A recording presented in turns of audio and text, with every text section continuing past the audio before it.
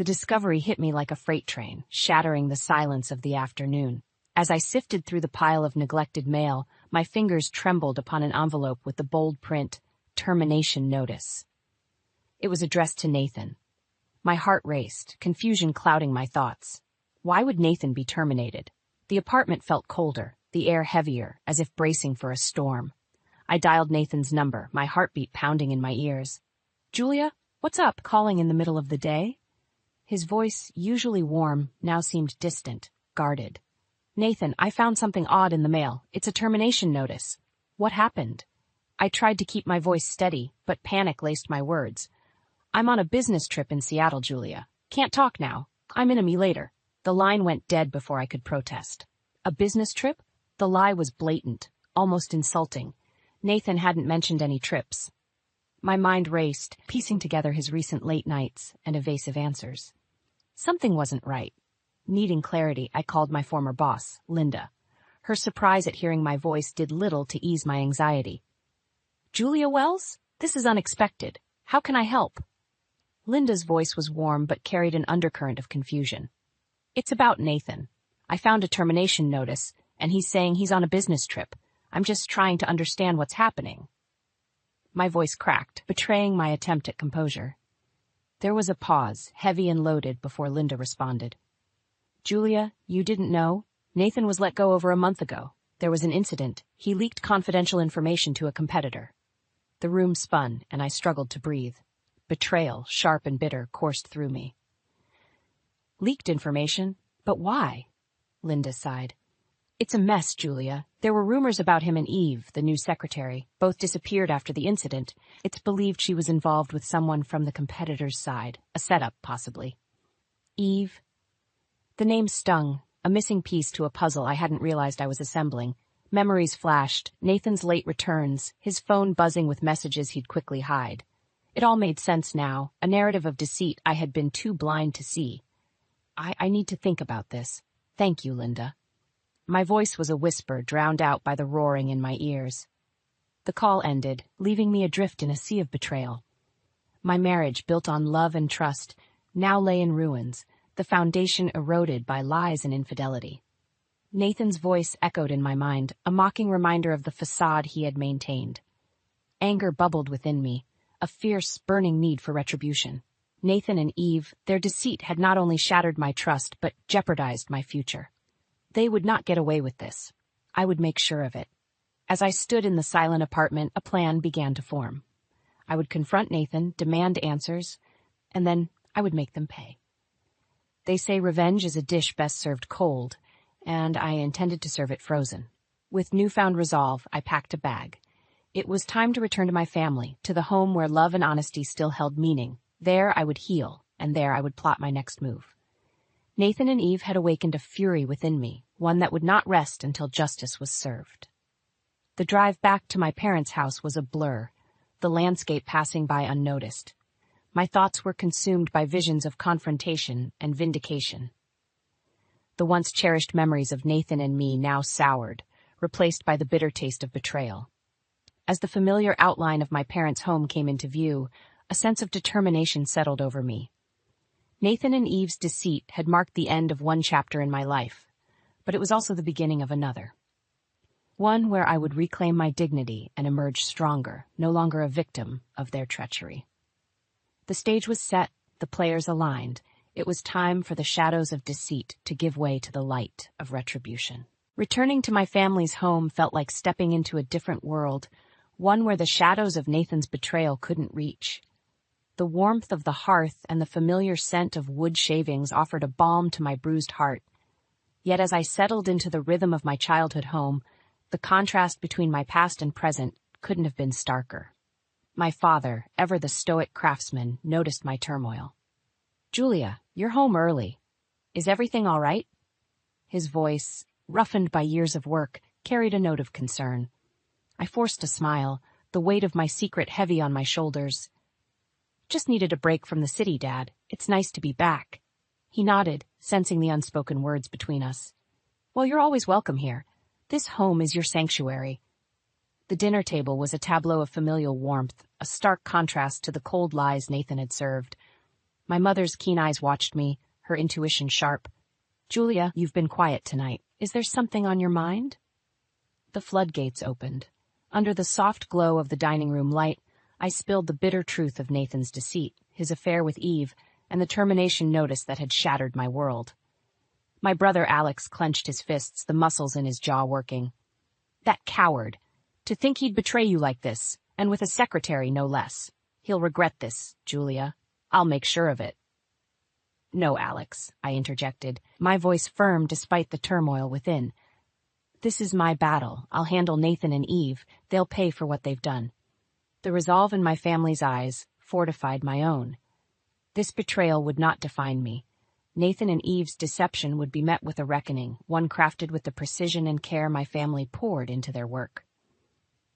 In the days that followed, my sanctuary became a fortress of planning. The serene backdrop of the woods and the workshop's steady rhythm fueled my resolve. I began documenting everything, collecting evidence of Nathan's betrayal and his professional misconduct. Each piece of evidence was a nail in the coffin I was building for Nathan's deceit. One afternoon, as I sat in the workshop, surrounded by the comforting scent of cedar and maple, my phone rang. It was Nathan, his voice oozing false concern. "Julia, darling, why haven't you been answering my calls? I've been worried about you." The term of endearment, once sweet, now tasted like poison. "Worried? That's rich, Nathan. Or should I be asking Eve how concerned you really are?" There was a pause, a moment of silence where the facade cracked. "Julia, it's not what you think. Eve is just a colleague. Nothing more." I laughed, a sound sharp and cold. "Save your lies, Nathan. I know about the termination notice, the affair, everything. You're nothing but a coward who hides behind lies and deceit." Nathan's voice hardened, the mask slipping further. "You're overreacting, Julia. We can talk about this. Fix it." "Fix it?" My voice rose, fueled by anger and betrayal. "There's nothing left to fix. You've made your choice, and now you'll live with the consequences." I hung up, cutting off any retort he might have had. The finality of the act was liberating, a declaration of war against the man who had vowed to love and protect me. As the days turned into weeks, my resolve only strengthened. With my family's support, I began to rebuild, finding solace in the beauty of nature and the legacy of craftsmanship that had defined my lineage. My heart, though bruised, began to mend, fortified by the knowledge that retribution was within reach. Nathan and Eve's day of reckoning was coming. The echoes of their deceit would be drowned out by the whispers of retribution, a melody I intended to compose with meticulous care. The stage was set, and I was ready to take my stand. The next phase of my plan unfolded with a cold, deliberate precision. Armed with evidence of Nathan's duplicity and his affair with Eve, I sought legal counsel, ready to sever the ties that bound us in matrimony and deceit. My lawyer, a woman of sharp intellect and unwavering resolve, listened intently as I laid bare the extent of Nathan's betrayal. "As far as cases go, Julia, this one is as clear-cut as they come. We'll file for divorce on the grounds of infidelity and emotional distress. And rest assured, we'll make sure Nathan and his accomplice face the consequences of their actions," she assured me, her voice laced with a promise of retribution. Fueled by a mix of vindication and sorrow, I returned home, where my family awaited, their support unwavering. It was during these moments, surrounded by the comforting embrace of my family, that my resolve hardened. Nathan and Eve's deception would not go unpunished. The confrontation I had longed for came sooner than expected. Nathan, in a rare moment of courage or perhaps folly, arrived at my parents' doorstep, his expression a mixture of guilt and defiance. "Julia, we need to talk. I can explain everything," he began, stepping into the living room where my family and I stood united. "Explain? Explain how you lied, cheated, and risked our future for a fling?" My voice was calm, but beneath the surface, a storm raged. "It wasn't just a fling, Julia. Eve, she understands me in ways you never did," Nathan countered, his words slicing through the air like a knife. The room fell silent, the audacity of his admission hanging heavily between us. My brother Alex stepped forward, his anger barely contained. "You're pathetic, Nathan, to come here into our home and insult my sister with your vile excuses." "Enough," I interjected, my gaze locked on Nathan. "Your words mean nothing to me now. You've made your choice, and I've made mine. We're done, Nathan. I want a divorce, and I'll make sure everyone knows the kind of man you truly are." Nathan's facade crumbled, revealing a glimpse of the cowardice I had come to despise. "Julia, please, let's not make this messier than it needs to be. Think about what you're doing." "I have thought about it, Nathan. Every single day and night since I discovered your betrayal, you're the one who hasn't thought about the consequences of your actions. But you will. Oh, you will," I promised, my words icy. With that, Nathan left, his departure as unremarkable as his presence had become in my life. The door closing behind him felt symbolic, the final chapter of our shared life ending with a soft yet resounding click. In the days that followed, the legal proceedings began. Every step, from filing the divorce papers to serving Nathan with the notice, felt like shedding the weight of a life built on lies. The evidence of his infidelity and the repercussions of his professional misconduct painted a damning picture, one that left little room for sympathy. The community, once oblivious to Nathan's true nature, began to see him for what he was. His reputation, both personal and professional, unraveled, a fitting retribution for the pain he had caused. Eve, too, found herself ostracized, her role in Nathan's life, and their collective betrayal exposed for all to see. As the legal battle waged on, I found strength in my family's unwavering support and the work that grounded me. The workshop, with its chorus of hammers and saws, became my sanctuary, a place where I could lose myself in the beauty of creation and the simplicity of honest labor. Nathan and Eve's downfall was a slow, inevitable spiral, their actions catching up to them in a cascade of legal and social repercussions. The satisfaction of seeing justice served was bittersweet, a reminder of the cost of their betrayal. Yet amidst the chaos, I found peace. The veil of deceit had been lifted, revealing a path forward, one where I could rebuild my life on my terms, surrounded by the love and integrity of my family. The chapter of Nathan and Eve was closing, but mine was just beginning, a narrative of resilience, redemption, and ultimately renewal. In the weeks that followed Nathan's departure and the initiation of our legal battles, I immersed myself in the work and traditions of my family's craft. The workshop, with its timeless rhythm and the scent of fresh wood, became my solace and my strength. It was here, amid the shavings and the sculptures, that a plan began to take shape. A plan not just for revenge, but for reclaiming my life and legacy. My parents, sensing a change within me, offered their silent support, their love a constant amidst the turmoil. It was during one of our evening gatherings, the golden light of sunset filtering through the windows, that my father spoke up, his voice breaking the comfortable silence. "Julia, your mother and I have been talking. We know you're going through a lot, but we also see the strength in you. The workshop. It's always been a part of who we are, and we think it's time it became a part of your future, too." His words, simple yet profound, struck a chord within me. The workshop wasn't just a place of business. It was a legacy, a testament to the values and skills passed down through generations. And now it was offering me a path forward, a way to rebuild and to make Nathan and Eve's betrayal a distant memory. As I pondered my father's words, my brother Alex brought news that added fuel to my resolve. "I heard from a friend in town, Nathan and Eve. They're trying to spin the story, make it seem like you were the one at fault." Anger flared within me, hot and fierce. "They're trying to tarnish my name? After everything they've done?" Alex nodded, his own anger mirroring mine. "But they're not finding it easy. Seems your story, the truth, is already out there. People are siding with you, Julia. Nathan and Eve, they're the ones being shunned." The news was a balm to my wounded heart. The community's support was unexpected but deeply appreciated. It reinforced my determination to not only clear my name, but to ensure Nathan and Eve faced the full consequences of their actions. With renewed purpose, I threw myself into the workshop, learning the intricacies of our craft from my father and the other artisans. Each piece I worked on, each design I sketched, felt like a step away from my past and toward a new beginning. And as I worked, I planned. The evidence I had gathered against Nathan and Eve was damning, but I wanted more than just legal victory. I wanted to expose them for who they truly were, to show the world their deceit and their cowardice. My opportunity came sooner than expected.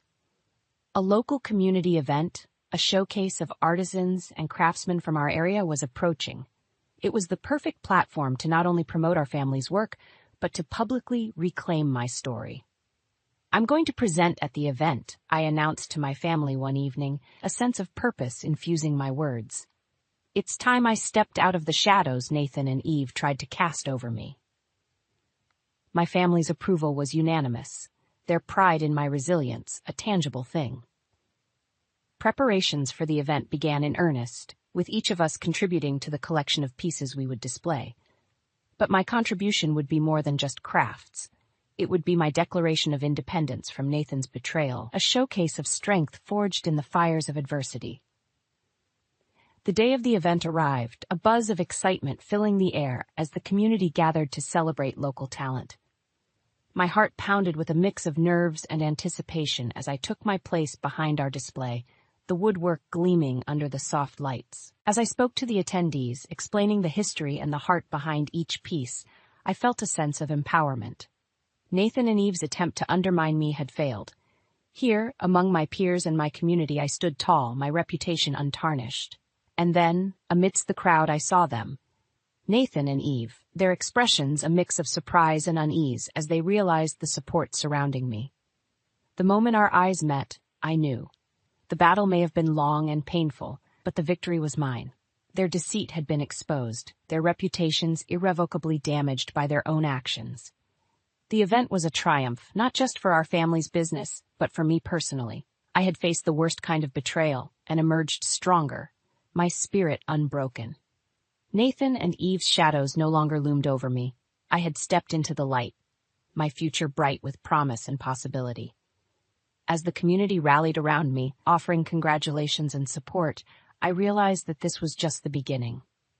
My journey from the depths of despair to the heights of redemption was a testament to the power of resilience and the unbreakable bonds of family. Nathan and Eve had sought to destroy me, but in their malice, they had only forged a stronger, more determined Julia Wells. And as I looked toward the future, I knew there was nothing I couldn't overcome. In the aftermath of the community event, the winds of change began to blow through my life with a newfound intensity. The support of the community had not only bolstered my spirits, but had also painted a target on Nathan and Eve's backs. Their attempts to navigate the social circles they once dominated were met with cold shoulders and disdainful whispers. My story, rooted in truth and resilience, had reshaped the narrative, casting them in the stark light of reality. As the divorce proceedings advanced, I was summoned to a mediation session, a final attempt to resolve matters without further court intervention. The prospect of facing Nathan and Eve, not just as the wronged party, but as an empowered woman reclaiming her narrative, filled me with a sense of grim satisfaction. The mediation room was sterile, the air thick with tension.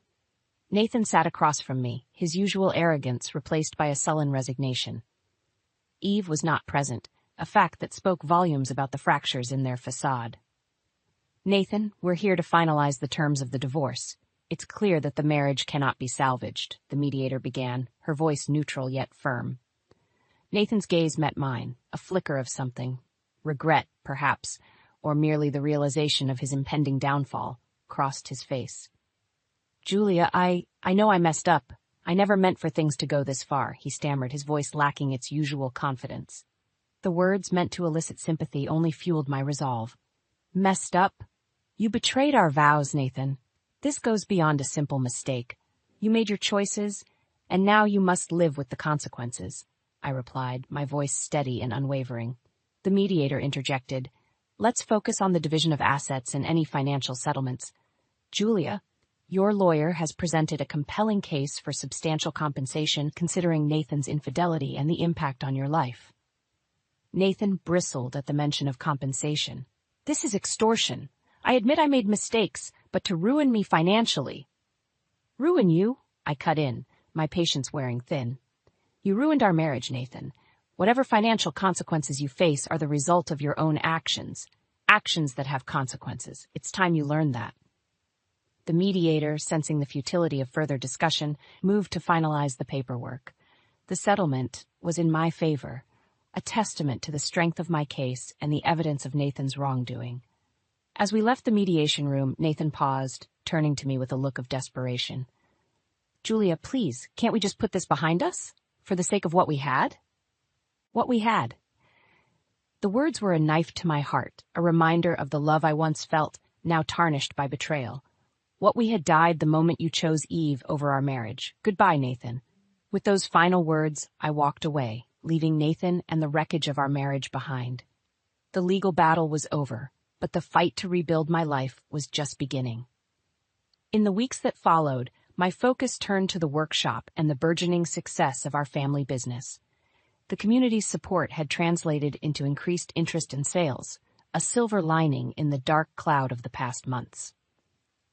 Yet, as the business thrived, I couldn't shake the feeling of unfinished business. Nathan and Eve's social and professional downfall was a form of justice, but it was the inner work, the healing and rebuilding of my own life, that required my attention. I poured my energy into the workshop, finding solace in the creation of beautiful things. Each piece I crafted was a step towards healing, a tangible representation of my journey from betrayal to strength. The community event, once a platform for my public vindication, became an annual tradition, a celebration of resilience and the enduring spirit of our town. My story, once a tale of pain and betrayal, had transformed into a narrative of empowerment and renewal. Nathan and Eve faded into the background, their attempts to reclaim their former lives thwarted by their own actions. The community, once deceived by their facade, now saw them for who they truly were. As for me, I emerged from the ordeal stronger, wiser, and more determined than ever.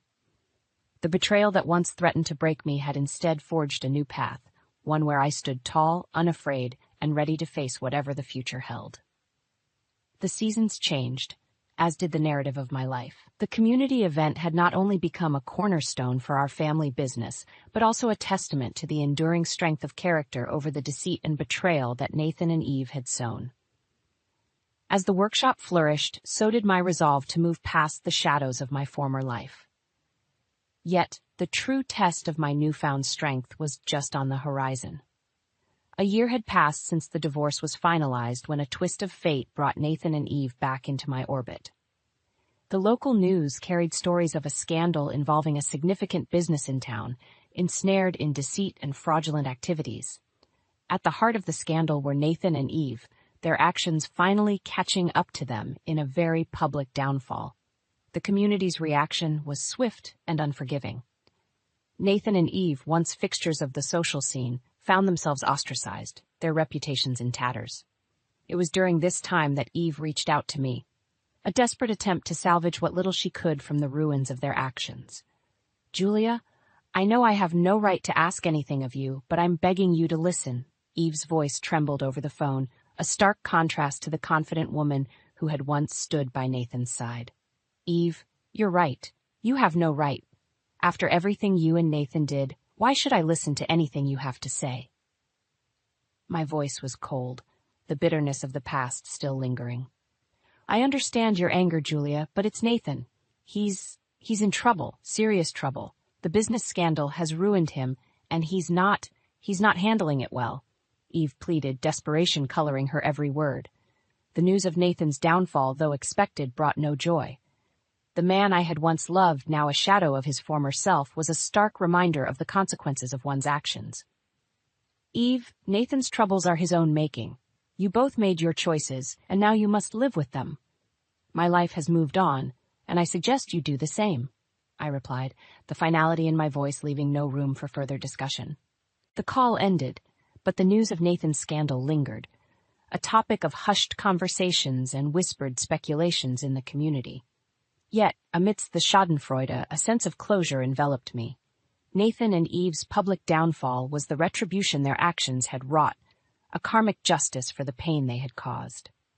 In the wake of their scandal, I found myself reflecting on the journey I had undertaken. From the depths of betrayal to the heights of personal and professional success, my path had been fraught with challenges. Yet each obstacle had only served to strengthen my resolve, to forge me into a woman who faced adversity with grace and determination. The workshop, once a refuge from my pain, had become a beacon of my resilience.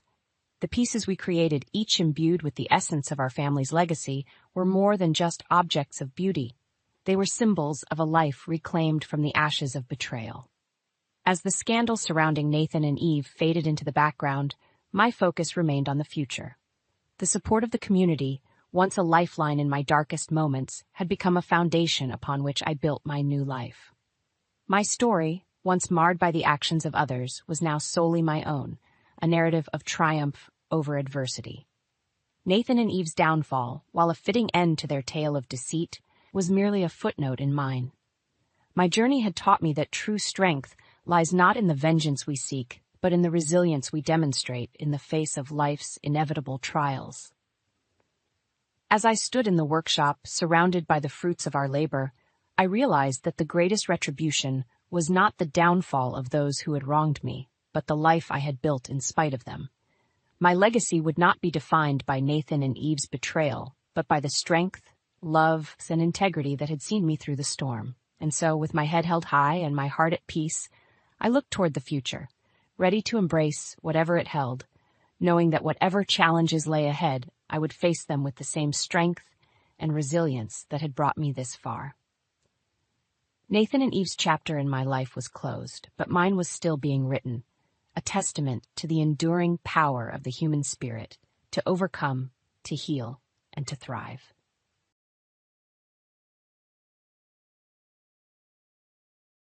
I'm 28 years old, and I have an older sister, Olivia, who's 31.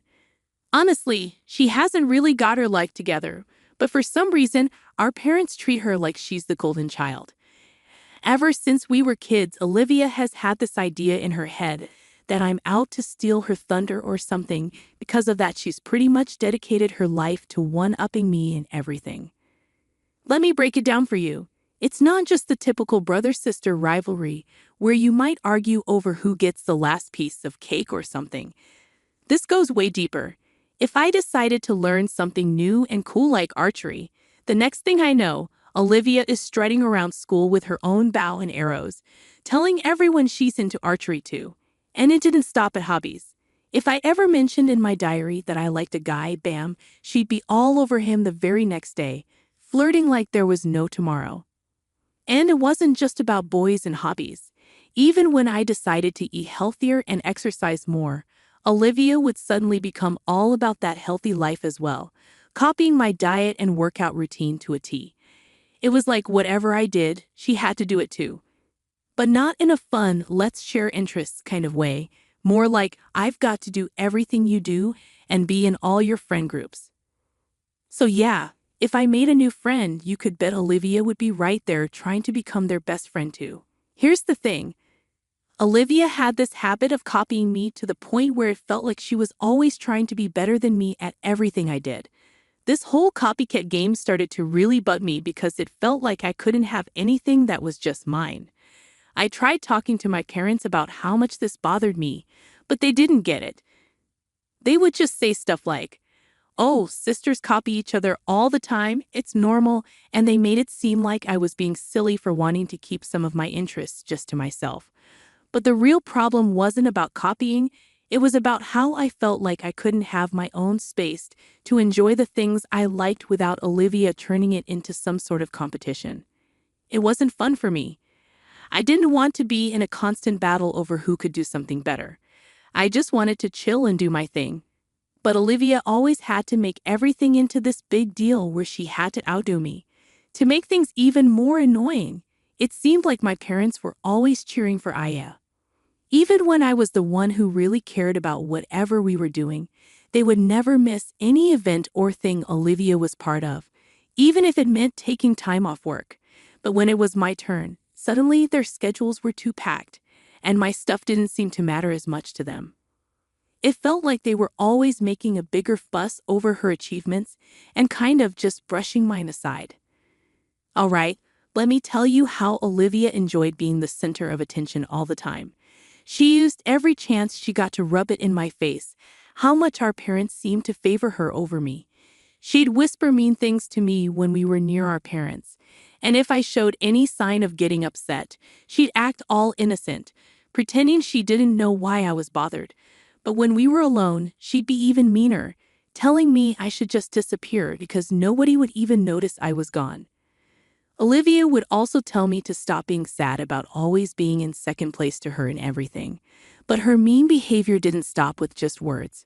She actually bullied me physically at school a bunch of times. She'd do things like trip me on purpose where everyone could see or hit me, then say it was just a dare from her friends. When my teachers noticed what was happening, they called in my parents to talk about it. They were so serious, they even mentioned suspending me. My parents would tell the school that this was just sibling stuff, and they dealt with it at home. But at home, Olivia would twist the story, making it seem like from the beginning, it seemed like I was the troublemaker and Olivia's reactions were a result of my actions.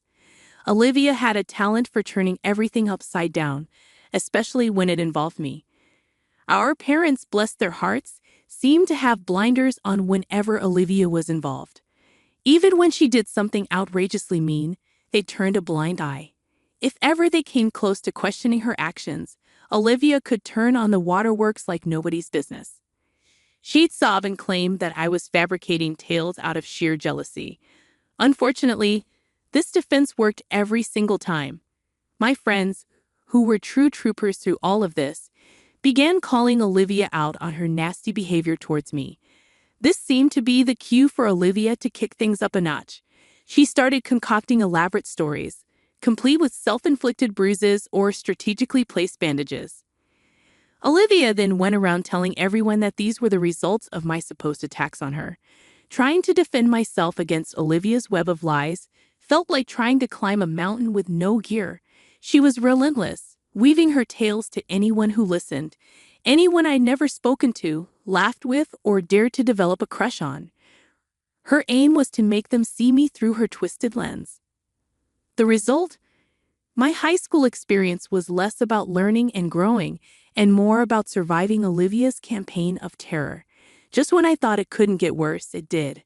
After Olivia finished high school and took a gap year due to low grades for college admission, I was ready to start my own college journey. Through hard work and maybe a sprinkle of luck, I landed enough scholarships to cover my tuition. I was proud, relieved even. But then the bombshell dropped in a casual conversation. My parents let slip that they had been saving up for both our college funds. Since I didn't need my share, they decided to funnel everything, including the money earmarked for me, into Olivia's bottomless pit of needs. There was the harsh truth laid bare. My efforts to be independent and financially responsible had inadvertently given my parents the green light to use resources meant for me to further indulge Olivia. It was a revelation that stung more than I cared to admit, a stark reminder of the imbalance that had colored our sibling rivalry and my parents' favoritism from the start. When my parents laid out the red carpet for Olivia, telling her she could pick any major she fancied, it felt like a slap in the face.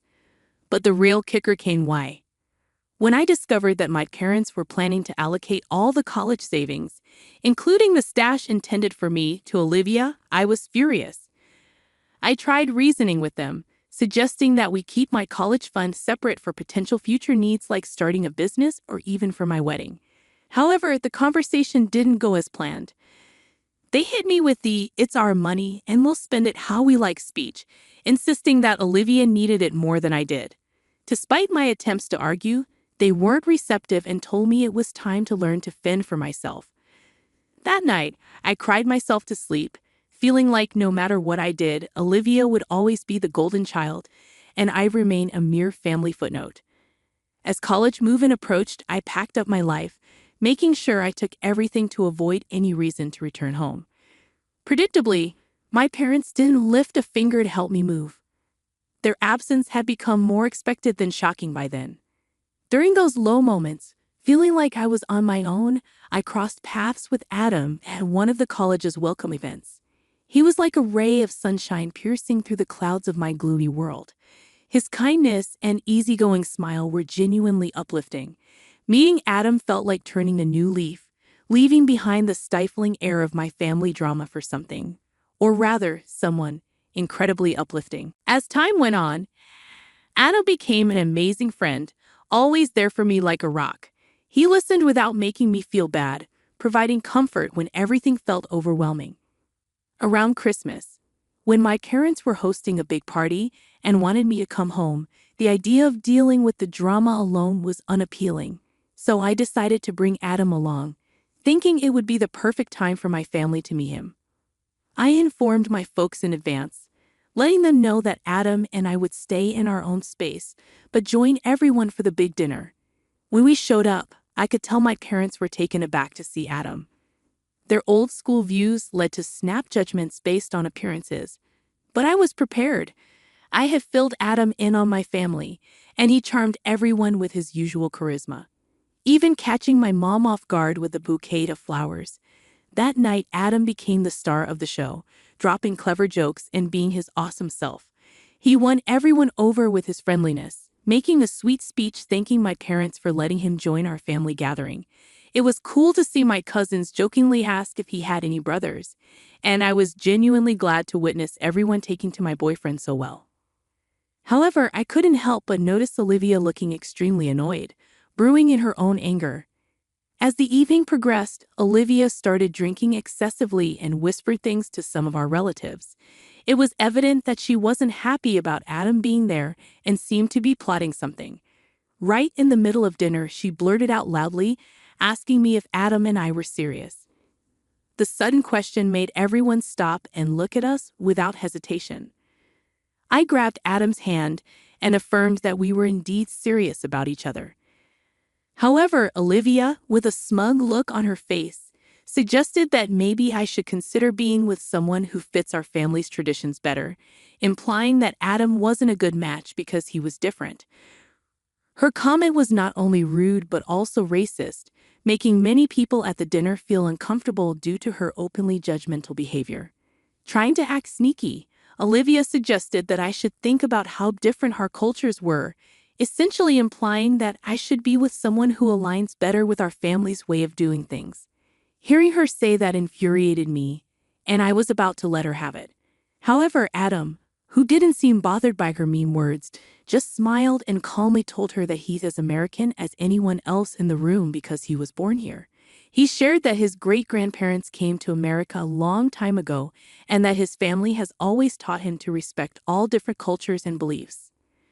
While I was upset that Adam had to defend himself to my family, the way he handled Olivia's nasty remarks only strengthened my certainty that he was the perfect guy for me.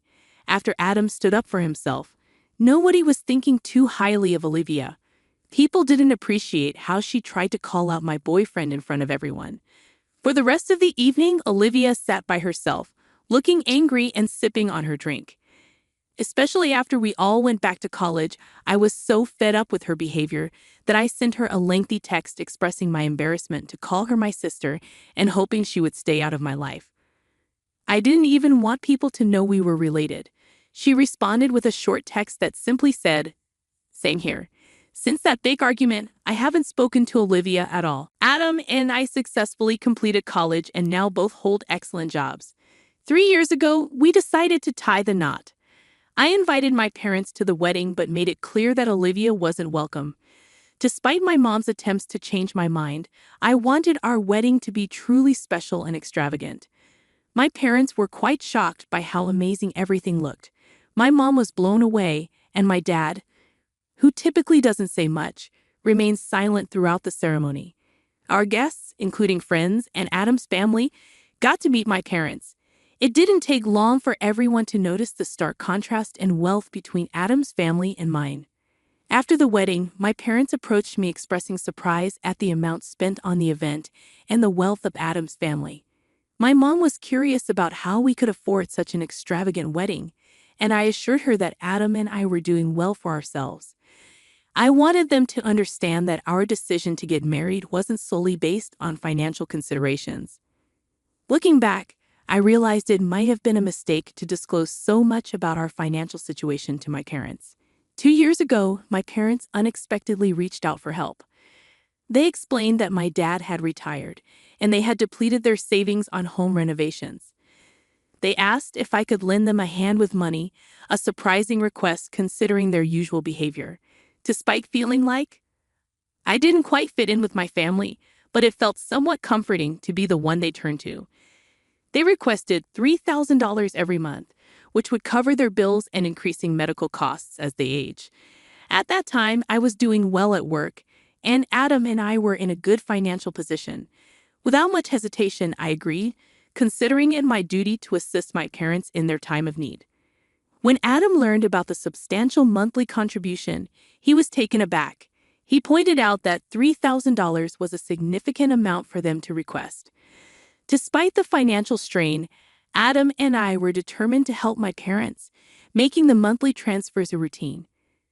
I never delved into the specifics of how they were using the funds.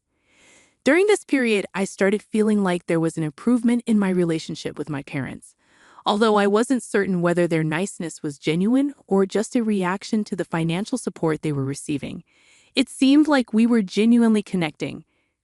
I entertained the idea of letting go of our challenging past and beginning anew, hoping for a happier future together. However, 2 weeks ago, my phone exploded with calls from them right in the middle of an incredibly busy workday. Aware of my packed schedule, the numerous missed calls raised concerns, making me rush to call them back. My dad was on the other end, requesting me to visit their place urgently for an important conversation. Despite feeling worn out after a long day at work, I agreed, curious about the nature of their request. That evening, I showed up at their doorstep feeling a mix of fatigue and curiosity. They both appeared nervous, escalating my worry. When I inquired about their well-being, they began the conversation by expressing gratitude for the financial support I had been providing. Bewildered, I sat there as my mom disclosed some unexpected news. She revealed that my sister Olivia, whom I didn't even know was married, was attempting to start a family. Olivia had been struggling with infertility for a considerable period, and her journey had been challenging. After facing a miscarriage, Olivia was now exploring IVF, a costly medical procedure. They needed $25,000 to cover the expenses, and then they looked at me, expecting something. They conveyed that being Olivia's sister, it was my responsibility to contribute and support her. They emphasized the idea of family standing together in times of need. Listening to their request, I was completely taken aback. The notion that I should provide such a substantial amount for Olivia, especially considering our turbulent relationship, was mind-boggling. I reminded them of the strained dynamic between Olivia and me, emphasizing the difficulties she had caused during our upbringing.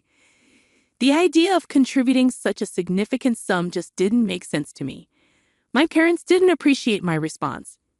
They argued that as Olivia's sister, it was somehow my duty to help her conceive a child. They even suggested that since I didn't have children of my own, the least I could do was assist in bringing a grandchild into the family to foster reconciliation.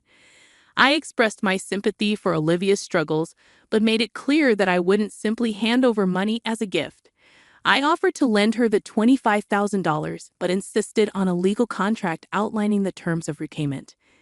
This suggestion angered my parents, who yelled at me, deeming it rude to consider making Olivia sign a contract when I had ample money at my disposal. According to my mom, I was being selfish, and Olivia needed the money more than I did.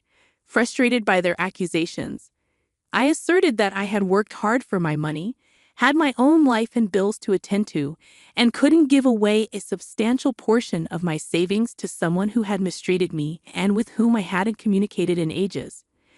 I made it clear that if they weren't okay with my conditions, they shouldn't expect further financial support from me. After my firm statement, my parents began yelling, claiming that my attitude was precisely why they had an issue with me, accusing me of always acting too proud and believing I was better than everyone else.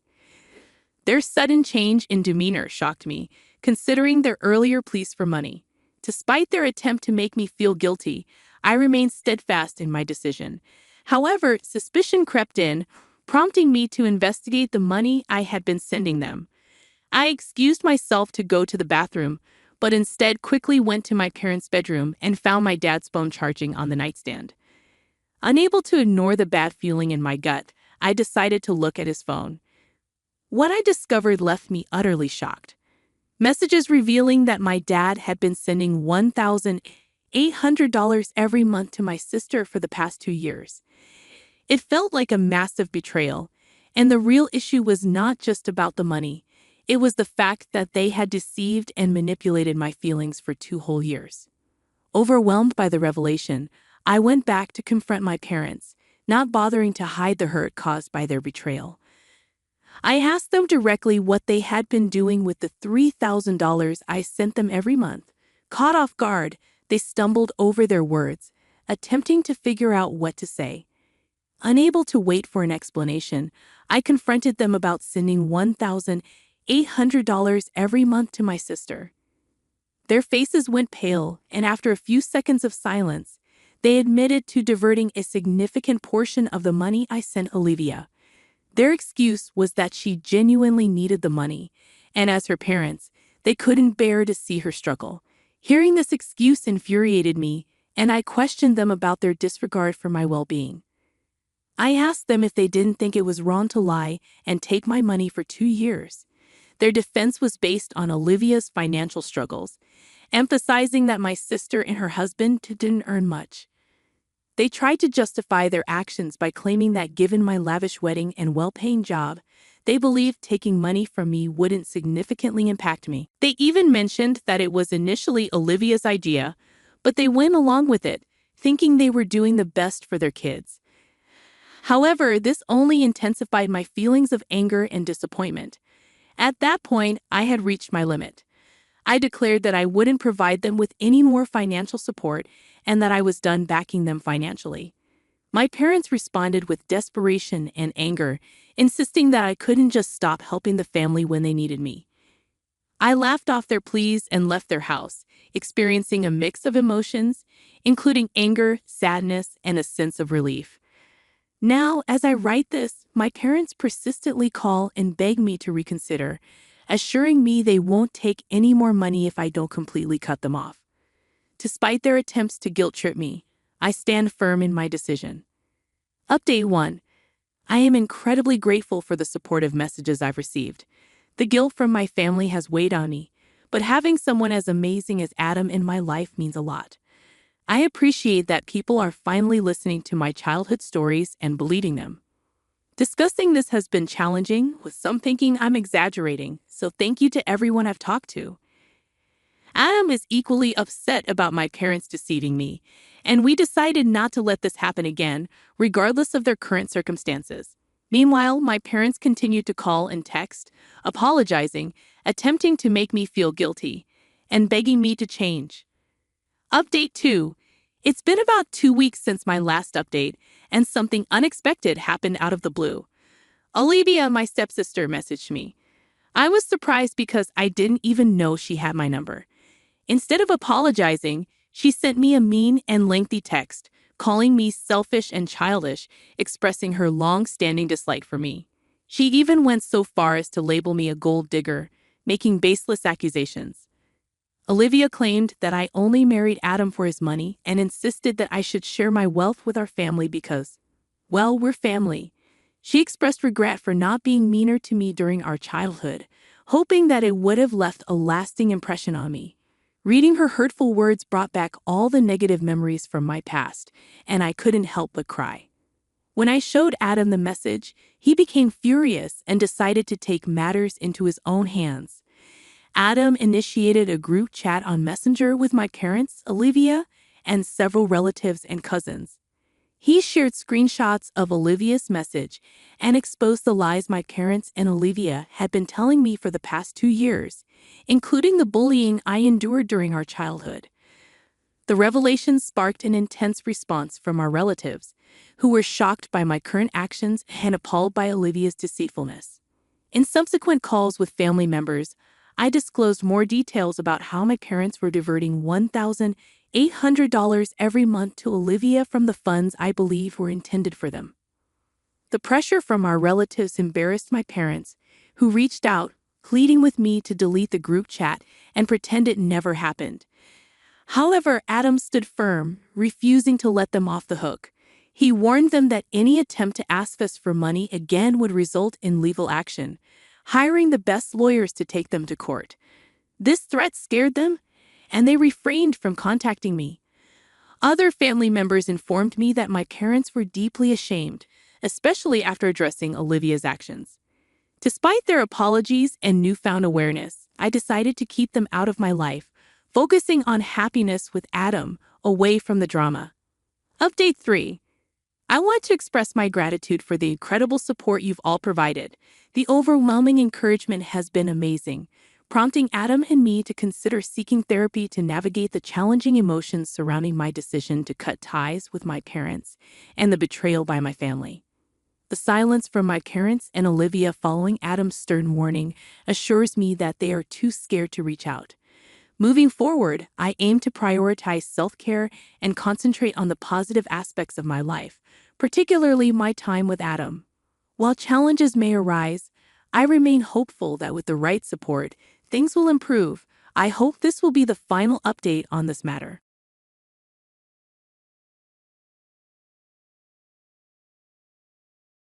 You're useless. You can't even handle the chores or take care of the kids, let alone pay the AL money.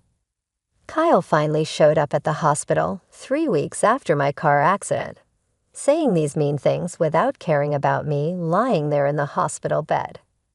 At first, I hoped Kyle came because he cared about me, but I was disappointed. I sighed deeply. Honestly, I had already been thinking about getting a divorce. I didn't expect Kyle to bring it up now, but I guess it's a good thing. It saved us both some trouble.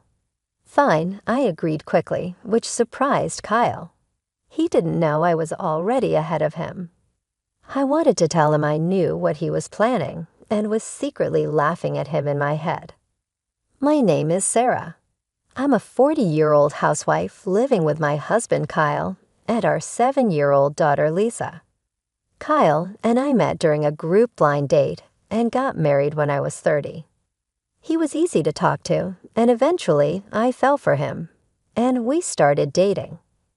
Kyle was charming, the most handsome man at the table when we first met. When he showed interest in me, I felt flattered and proud.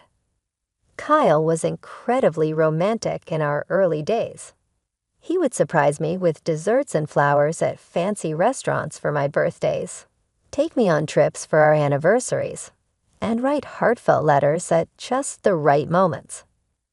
I felt so lucky to have him and eagerly accepted his marriage proposal, imagining a life full of surprises and excitement even after marriage. But once we were married, things changed. Hey Sarah, my dinner isn't ready yet. I've been working all day, and you can't even have dinner prepared when I get back. You're so lazy. After we got married, Kyle started acting like he was the boss of the house, and I was his servant. At first, I was shocked by how different he was. I thought he was just joking when we were dating. We used to laugh at each other's silly jokes. We imagined a sweet life where we'd call each other cute nicknames and stay lovey-dovey even after having kids. But he wasn't joking. He really treated me like a servant. At first, I laughed it off, thinking he was kidding. But then I realized he was serious. He actually saw me as his caretaker, and that scared me. After we got married, I had to quit my job, and we depended on the money Kyle earned. I was afraid that if I didn't do what he said, he might cut me off financially, so I felt trapped. Honestly, Kyle's income wasn't great. I made more money when I was working. Kyle only finished school and kept changing jobs. He never stayed at a job for more than a year or two. It seemed like Kyle felt insecure about his background and took out his frustrations on me. I'm sorry I got delayed with some errands, I told him once. Don't make excuses, just hurry up and make it, Kyle replied, sitting down with a cold beer. This became a common scene, but each time I sighed and started cooking. My marriage made me miserable, but I managed to get by. The following year, our daughter Lisa was born, and my days became even more difficult. As expected, Kyle didn't help much with Lisa. However, he would spoil her by buying her any candy or toy she wanted. I tried to raise Lisa properly, so I scolded her when needed, which made her cling to Kyle even more. Lisa, you like Daddy, don't you? Kyle asked her once. Yeah, Daddy is cool. I love Daddy, Lisa replied. I knew it, I'm super dad, Kyle said, looking at me smugly. It was frustrating, but I couldn't help feeling glad that Lisa loved her father. I just sighed again. Despite spoiling her, Kyle never attended any of Lisa's kindergarten events like sports festivals or recitals. You know there's a parent CH race at Lisa's sports festival. Could you participate? I asked him. Why me? You're free that day, you do it, he responded. But the sports festival could be a great time for us to bond as parents. It's on a holiday, so you won't have to work, I said to Kyle. Shut up, we're already close enough. Maybe you should work on your relationship with Lisa. She thinks you're mean, you know. You might want to fix that, Kyle said, laughing as he left for work. He called himself a super dad, yet he never showed up to school events. I worried that Kyle's habit of being easy on himself, but hard on others, might influence Lisa. He continued to leave all the housework and childcare to me and was lazy at home. Now Lisa is 5 years old and ready to start elementary school, but Kyle was still jumping from job to job. He had just quit his factory job last month and moved to a food and beverage company. I'll be working weekends at my new job since it's in the food industry, he said. Looks like we'll hardly see each other then, I replied. Can't be helped. It's work, he said. Honestly, I was relieved because I was tired of Kyle ordering me around on weekends. Now I wouldn't have to be nagged by him to clean the floor or serve meals quickly. But if Kyle was out on weekends, Lisa would be sad. It's better for kids to spend holidays with a whole family. I have work, so please let Lisa know, Kyle said. I couldn't really argue with Kyle since he was the one bringing in the money. Reluctantly, I went to tell Lisa. I'm sorry, but Daddy won't be able to go out with you on his day off, I said, frowning. Thinking she would be upset, however, contrary to my expectations, Lisa seemed unconcerned. It's okay.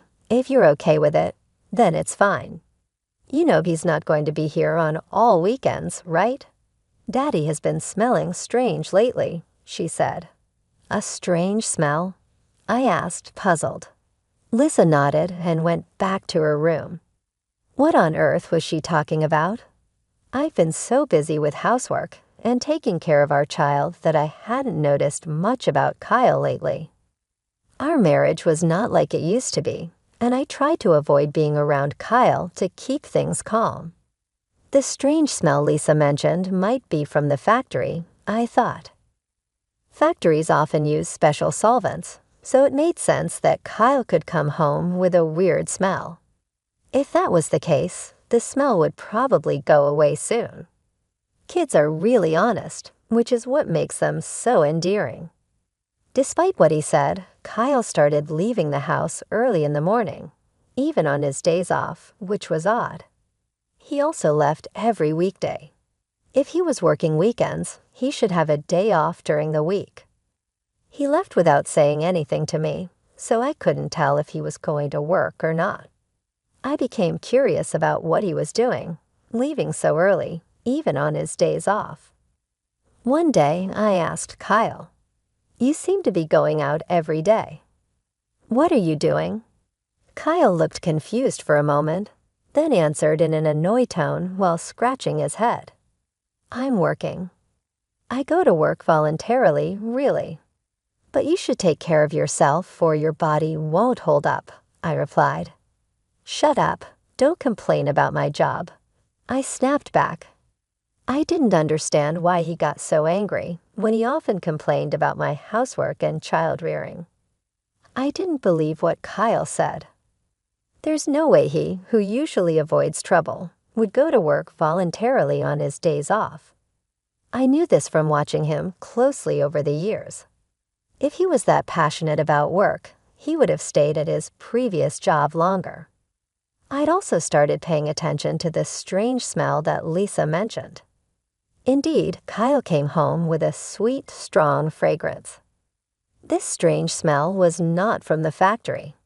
Why hadn't I noticed this before? I blamed myself for being so naive and vowed not to make the same mistake again. From then on, I decided to watch Kyle more carefully, especially on weekdays when he said he was going to work. He seemed to wake up an hour earlier than usual and took extra care grooming himself. He appeared to be in a good mood on those days, which varied from week to week, sometimes on a Monday, sometimes on a Thursday. But it was clear that Kyle was happy on those days when he left the house. I went into his room to look for any clues. I felt like a detective searching a house. Since I always clean Kyle's room, I knew it well and didn't feel bad about snooping around. If Kyle had hidden anything, it would be in a place not easily seen. I searched carefully under the desk and bed. Finally, hidden in a candy tin in the closet, I found a bunch of letters. What were these? All the letters were from the same person named Patricia. They had been sent through the mail, the oldest letter from 4 months ago and the newest from yesterday. As I read the letters, I saw phrases like, "I regretted when we broke up, but now I really love you and I want to go back to the time when I was with you." It sounded like something a lovesick teenager would say. At first, I thought maybe Kyle's ex-girlfriend was sending these letters on her own. But then I read a line that worried me. "I'm glad you like me again. I'm looking forward to our next date." This was from last week. It looked like Kyle was seeing Patricia today. He was definitely up to something. I took photos of the letters with my smartphone as evidence. I thought about taking the letters, but didn't want to make Kyle suspicious. Even with these letters, I felt I didn't have enough proof. After thinking it over, I decided to hire a private investigator to check on Kyle. 3 weeks later, the investigator gave me the results. He brought photos of Kyle and Patricia close together in the park at night, and even a recording of them saying, "I love you" to each other. I accepted the facts calmly with solid proof in hand. I went to the municipal office and came back with a divorce form. Now that I knew Kyle was cheating, I had no reason to stay with him. I planned to confront him with the divorce papers the next time something happened. I returned home and let out a deep sigh. I was acting resolved, but honestly, I was heartbroken. I was upset with myself for having married someone as careless as Kyle. I was thinking about resting a bit before making dinner when my phone rang. "Hello. Yes, Sarah. Do you have time to talk?" I was surprised to get a call from my father. He usually doesn't call me. "Actually, your mother and I were talking yesterday, and we were thinking about transferring our assets to you soon." "Huh, what happened?" "My father ran a company that sold imported goods to Japanese corporations. I was the daughter of a big company president, but I never told Kyle about this. I thought it would make me sound boastful, especially since Kyle jumped from one job to another. We're getting old and thinking about retiring. We thought about keeping the company going, but didn't want to push it on to you, our only daughter. So we decided to step back." "I see." I felt guilty about not taking over the company, but my parents respected my decision and had planned for the future. I was touched by the thoughtfulness. "We're thinking of handing over our assets to you. Our total wealth is $17 million, but we're fine with just $3 million. We've decided to give you the remaining $15 million. $115 million. I was shocked. That was more money than I could ever imagine earning in my lifetime. Yes, there will probably be inheritance tax, but you'll still have plenty left. You won't have to worry about living expenses for the rest of your life," Dad said. "Thank you." I expressed my deepest gratitude to my father and mother and hung up. Soon, $15 million would be coming my way. With that money, I wouldn't have any worries, even if I divorced Kyle. No offense to him, but he probably couldn't earn that much. I felt relieved and was in a daze for a while. I glanced at the clock. It was 6:00 p.m. I realized I needed to make dinner and check the fridge, but there were no groceries left. I got ready to go shopping at the supermarket. My heart was light, but I also felt a sense of urgency that Kyle might come home soon. As I was hurrying across the last crosswalk to the supermarket, the light turned green. "Watch out," someone yelled, but it was too late. My body was already in the air, and then I hit the ground hard. The sharp pain shot through my head, and without understanding what had happened, I lost consciousness. When I woke up, I was lying on a hospital bed. The first thing I saw when I opened my eyes were my parents and Lisa. "Sarah, thank goodness," Mom said. Lisa was crying next to me. I gently stroked her head. "You were hit by a car and broke both legs. They say it will take 5 months to fully recover." 5 months. I felt busy thinking about being out of action for so long. From that day on, I was stuck in a wheelchair. Although the nurses took care of me, I felt frustrated and annoyed because I couldn't use my legs. During my stay in the hospital, my parents and friends visited me. My parents were taking care of Lisa now, since Kyle was always at work. I thought that was better for her. I was glad everyone visited, but Kyle never came. I started to doubt his care, thinking, aren't we husband and wife? However, 1 week after I was hospitalized, Kyle finally showed up. "Hey, feeling good?" Kyle asked sarcastically. "Yes, man. It's a mess at home without me," I replied lightly. Kyle always complained about my housework. As soon as he spoke, showing no empathy, I sighed. I thought he would be at least a little worried about me. What can I do? "I was in a car accident," I snapped back. Kyle looked at me with disdain and said, "You're useless if you can't do housework or take care of the child. That's the worst, and you should pay alimony." He said such horrible things to his hospitalized wife. Initially, I had hoped Kyle came to visit out of concern, but he was still disappointed. I sighed deeply. Honestly, I had been thinking about getting a divorce myself. I hadn't expected Kyle to bring it up today, but it saved me the trouble of arguing. "Sure," I said, and Kyle looked surprised when I agreed. "Unfortunately, I know what you're up to," I wanted to say, laughing inside. "Here's a divorce notice." I took out a filled-in divorce form from a bag my mother had bought and held it in front of Kyle's face. "You already had this." Kyle was briefly confused, his eyes wide, but then he took the divorce notice from me and filled in his name and address right there. I felt relieved, knowing I wouldn't have to see Kyle's face ever again. I wanted to tell him the feeling was mutual, but I just watched him leave silently. Probably, Kyle would remarry Patricia after the divorce. I didn't know what kind of woman Patricia was, but it was sad to think she was going to marry someone as controlling and unpleasant as Kyle. I felt a bit guilty about Lisa, but deciding to leave was something I had thought about for a long time. I promised myself I would take good care of Lisa. A month after Kyle left, my life was peaceful. The time without my husband nagging me felt like heaven. I was released from the hospital and started physical therapy. I decided to stay at my parents' house until my legs healed fully. My parents were angry at Kyle when they learned about the divorce, but they stopped pressing the issue when I told them I wanted to forget about him. Lisa didn't seem lonely even without her father around and was happily going to elementary school. In the end, Lisa also noticed Kyle's domineering behavior and probably didn't see him as a father anymore. I was convinced that divorcing Kyle was the right decision. But one afternoon, I got a call on my mobile phone. I ignored it when I saw Kyle's name, but the phone kept ringing nonstop. Eventually, I answered the call. "Hey, Sarah, when are you coming back?"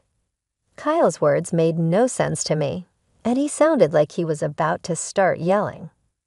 "What do you mean, coming back? You married Patricia, didn't you? I replied. When I mentioned Patricia's name, Kyle sounded surprised and exclaimed, "How do you know that?" "Did you think I didn't know you cheated? That's why I asked for alimony." "Yes, that's right. Put alimony and child support. I can't pay that." "Why do I have to pay alimony anyway?" "You, who never did the housework, should be the one to pay," Kyle argued. I was shocked to hear Kyle's argument. I had asked for alimony and child support through a lawyer, but he hadn't paid yet. I knew Kyle didn't have a lot of money, but he should find a way to pay. Yet here he was saying something ridiculous, like I should be the one to pay alimony. "I noticed your affair and gathered evidence." "Did you see it from the lawyer?" It seemed that Kyle had already seen the evidence from the detective agency. That would make things easier, but him calling me was ridiculous. "I wanted a divorce even before I found out about the affair because you never helped with housework or childcare, and you complained all the time. I'm not your housekeeper, you know, but it's good you're married now. You have someone else to look after you. But here's the thing, Patria can't do housework. Before we got married, she said, leave everything to me. But once we got married, her cooking was terrible and she didn't clean.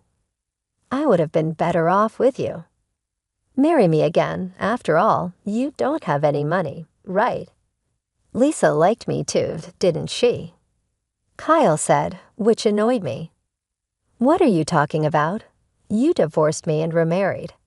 You're her partner, not my responsibility. And sorry to say, Lisa doesn't like you, and I have money. Don't lie to me. There's no way you have money. You are a housewife. You can't live without me." I had no intention of telling Kyle about the fortune I inherited from my parents. But faced with his aggressive attitude, I had no choice but to reveal it. My parents are CEOs. Recently, I inherited their assets. It's around $52 million in total, so I can live without working for the rest of my life. I could almost visualize Kyle gaping on the other end of the phone as he heard about this fortune. "You're lying. There's no way you have such a huge amount of money." Kyle finally seemed to believe my words and fell silent. Then he suddenly yelled, "If it's true, why didn't you tell me?" "Well, I wanted to tell you, but I knew about your affair and I thought the worst of you. So I thought it didn't matter." At that point, I hadn't yet inherited the assets, and there was no issue of property distribution. Kyle bit his lip in frustration. He probably never imagined I had such assets. He must be regretting that he divorced me, but I didn't want to suffer his terrible behavior anymore. "Can I hang up now? Please pay the alimony properly, reflect on your actions, and never call me again. Goodbye." With that, I hung up the phone. I immediately blocked Kyle's number so he couldn't call anymore. "Mom, who were you talking to?" Lisa walked into the room and asked curiously. "Just a friend," I replied. "But Lisa, do you want to go to the amusement park this weekend?" "Yes," Lisa smiled happily. Seeing her smile reminded me that her happiness was all that mattered to me. A few days later, I heard that Kyle had broken up with his new wife, Patricia. They argued because she wouldn't do housework, and Patricia ended up leaving him. Kyle, having been divorced twice in a short time, would probably find it hard to get married again. I hoped he would stay single for a while to prevent more people from getting hurt.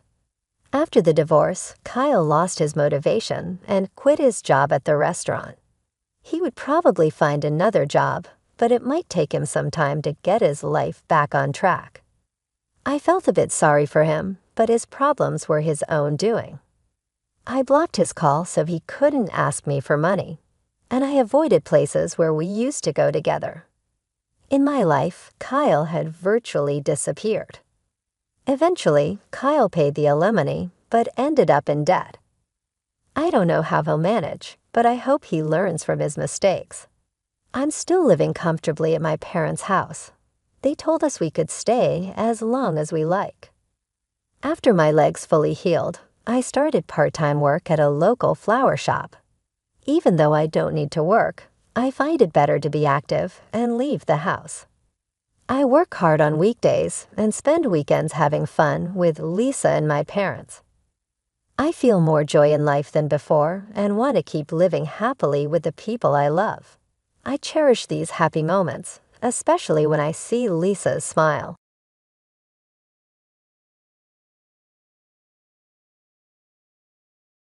My name is Emma, and I'm a 20-year-old university student living in New York.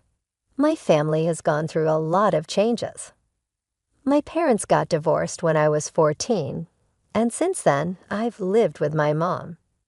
Things got even harder last year when my dad, who I was very close to, passed away from cancer. He left me a lot of money in his will, but I could only get it when I turned 20. This year, I finally reached that age, and then something surprising happened. One afternoon, my stepdad Justin, who is in his mid-30s and has been married to my mom for the last 6 years, asked to talk to me. Our relationship has always been a bit tense. I try to keep things peaceful, but he's not always been nice to me. He started the conversation with a serious topic. He suggested that I give the money my dad left me to my stepbrother Michael to help with his college expenses. According to Justin, Michael needed the money more for his education, and he thought it was only fair that I help out. I was shocked by his request. The idea of giving away the money my dad left for me felt wrong. I tried to explain to Justin that this inheritance was something my dad wanted me to have for my future, but Justin didn't agree. He insisted that I didn't need the money and that Michael's needs were more important. Despite his pressure, I stood my ground. I calmly explained to Justin that my decision wasn't about disrespect. It was about honoring my dad's wishes and keeping my personal boundaries.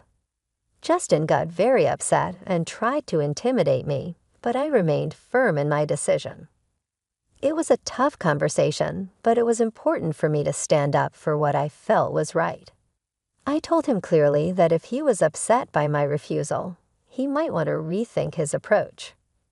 Justin, remember you're part of this household too, so let's try to keep things respectful, I suggested, but it didn't seem like we would reach a peaceful resolution. I ended the conversation and left before he could respond. Justin's reaction didn't surprise me, given his past behavior. I had a feeling he might try to get the inheritance money for himself at some point. You might wonder about my mom's role in all of this. Well, that's complicated. My mom, for reasons I don't fully understand, always overlooks Justin's bad traits. She's deeply in love with him, almost to the point of being blind to his flaws. And I didn't want to ruin her happiness by constantly clashing with Justin, so I've tried to keep the peace for her sake. It's odd that even though I'm one of the youngest in the house, I often have to be the most responsible. At the time of this ordeal, my mom Mary was out of town, which is why she wasn't around to intervene. Had she been there, she would have been furious.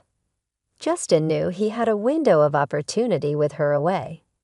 Underestimating my resolve in the process, as I walked away from our heated discussion, Justin followed, berating me and calling me a terrible sister for not wanting to give the inheritance to Michael. But it wasn't about not wanting to help, it was about the principle. Justin and Michael, unfortunately, seemed to follow the like father, like son trope, acting more like schemers from a cartoon than family members.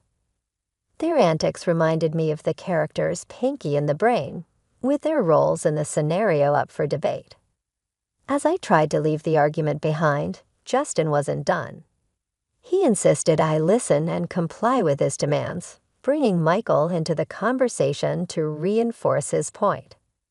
Michael sleepily joined in, confused about the details, until Justin prompted him about the supposed important reason behind their demand for the money.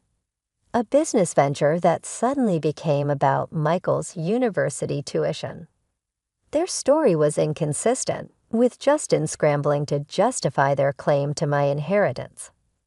First mentioning a business, then switching to tuition, it was clear their motives were murky at best, relying on manipulation rather than any real need or right to the money my dad left me.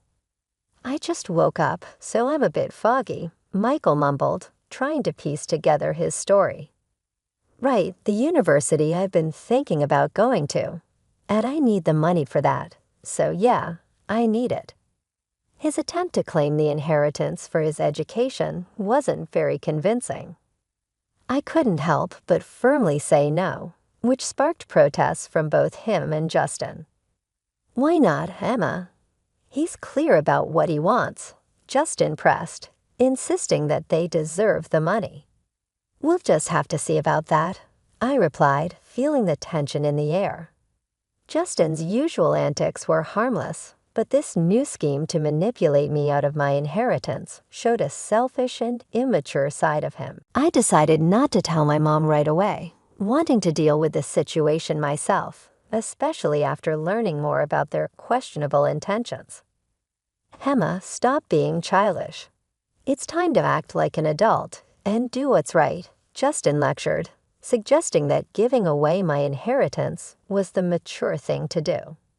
His reasoning didn't make much sense to me. "And what, Justin, the right thing is to give away my inheritance just because you say so," I argued. His insistence on keeping this from my mom made me even more suspicious. Why shouldn't I tell her? She deserves to know what's going on in her own house. Justin's urgency to keep my mom out of it, along with his unusually stern attitude, made me even more determined. Something wasn't adding up, especially with the supposed business venture Michael mentioned earlier.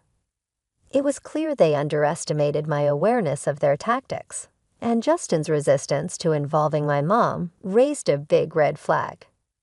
At the first chance I got, I decided to talk to my mom. "Hey Mom, how's everything going?" I started, trying to gauge her mood. "I'm doing okay, dear. What about you?" she replied. I hesitated, knowing what I was about to say might cause some trouble. "Not so good, Mom. There's something going on with Justin and Michael, Justin especially. He's been acting really weird." My mom tried to calm me down, telling me not to worry too much. "Oh, Emma, don't let your mind run wild." But it was too late to stop my suspicions. Everything seemed to point to something more than just a misunderstanding or me being paranoid. Even though my mom was hesitant to believe anything bad about Justin, I kept going, determined to make her see what was really going on. "Mom, I understand you have feelings for him, but Justin went too far. He didn't just ask for the inheritance money.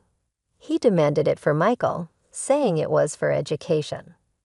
There's something not right about all this, and he even got aggressive when I mentioned telling you." I explained, my determination growing despite her doubts. My mom hesitated, torn between her emotions and troubling accusations against the man she cared about. "I'm having a hard time believing this, Emma. I think we need more proof to understand what's going on," she said. "Don't worry, Mom. I'll find the evidence we needed." I reassured her even though she wasn't fully convinced. I couldn't shake the feeling that Justin had somehow manipulated her, but I knew I needed solid proof to expose his true intentions. That night, I searched the family computer for any clues about Justin's behavior. Luck was on my side when I found his email account open. What I discovered was shocking. Emails between Justin and a woman named Martha revealed a web of deceit. These messages hinted strongly at an affair, but what caught my attention was their discussions about plans for divorce and a future together fueled by money from a shady business venture. Armed with this information and determined to learn more, I decided to talk to Michael, hoping he might accidentally reveal more about their plans. I started a casual conversation with him, secretly recording our exchange on my phone. "Hey, Michael," I greeted him, pretending to be cheerful. "Hi, Emma," he replied, sounding happy. "You seem in a good mood today. Why not?" "It's a beautiful day," I said, steering the conversation to find out more about Justin's plans and how they were affecting my family. I approached Michael with curiosity, pretending to consider the request for the inheritance money. "I've been thinking about what you and Justin said. I'm actually thinking about giving you the money for your college," I told him, watching his reaction carefully. "Really? That's great. I'll tell him right away," Michael said, sounding excited. "Wait, not so fast. Before we do anything, I need to be sure of something. This money is strictly for your college fees, right?" I asked, trying to see if he was being honest. "Yes, definitely for my college tuition." Michael stuttered a bit, sounding a bit unsure. "And you're certain about that?" "What about Martha? Is she involved in this too?" I pressed, mentioning the name I had found in Justin's emails. "Martha? Who's Martha?" Michael stumbled, confusion evident on his face. "Oh, she's a student advisor at the college," he quickly improvised, but it didn't quite ring true. Unbeknownst to us, Justin had entered the room silently, his presence intimidating. "I don't appreciate you interrogating my son like this," he interjected, his tone stern. "I was just asking about where the money is going. If I'm considering giving it away, I want to make sure it's being used properly," I explained, trying to stay calm. Justin's response was sharp. "Once you give money away, it's no longer your concern. It's not up to you anymore," he stated, following it up with a threat. "You're not just thinking about giving us the money. You will give it to us, or you'll find yourself out of this house." Michael looked just as shocked as I felt by his father's sudden escalation. "Dad, this isn't what we talked about," he started, but Justin cut him off, asserting his authority and threatening to kick me out if I didn't do as he said. I chose to stay silent, retreating to my room while recording the entire confrontation. Justin had no idea that his true colors were being recorded. Once I was safe in my room, I gathered all the evidence I had against him. It felt like I was a detective in one of those crime shows, piecing together the puzzle.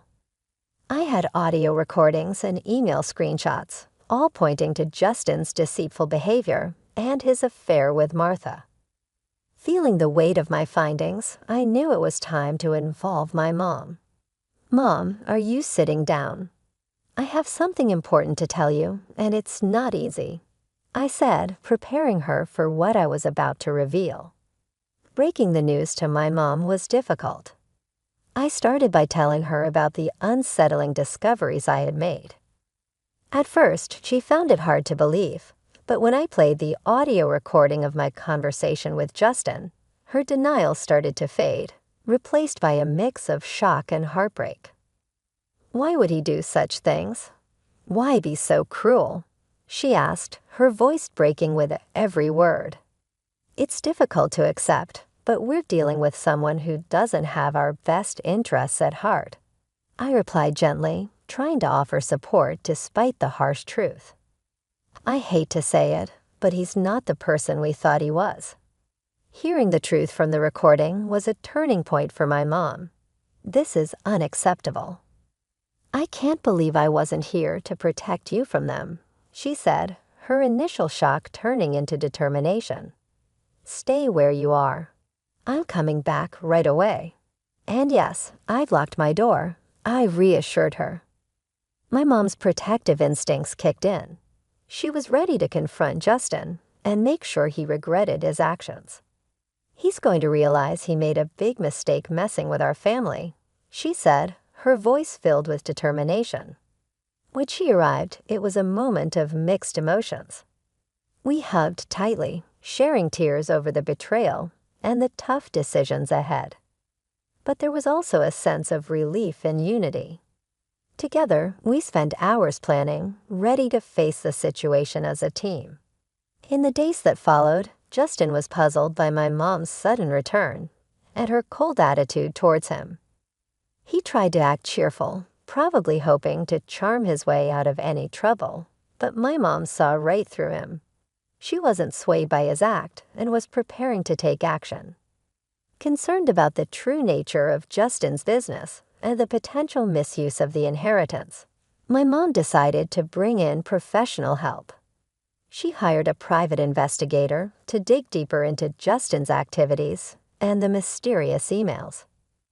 The thought of him planning to misuse the money for unethical purposes made her furious, and she was determined to protect us from his deceit.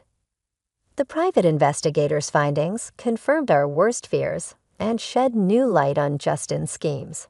My mom filled me in on the details, and together we prepared for the next steps. It was clear that this was more than just a family dispute. It was about standing up against manipulation and ensuring justice was served. The atmosphere in the room was tense, a mix of disbelief and determination hanging between us. Justin's usual confidence seemed to waver under the weight of our accusations, his eyes darting around as if searching for a way out of our confrontation. "You don't know what you're talking about. This is absurd."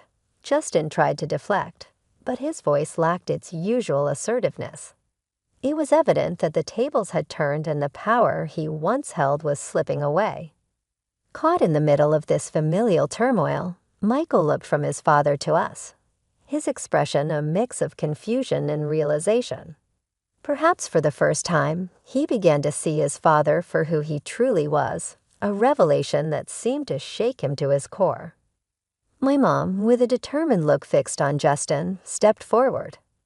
"Not only do we understand, but we have proof. Emails, recordings. You've been planning to launder money through a laundromat, and you've involved yourself with a known criminal. Martha's record speaks volumes, and your plans for this business are crystal clear."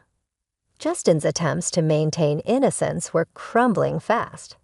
"You have no idea what you're getting into. This is my business, my life. You can't just barge in. But we can, and we are."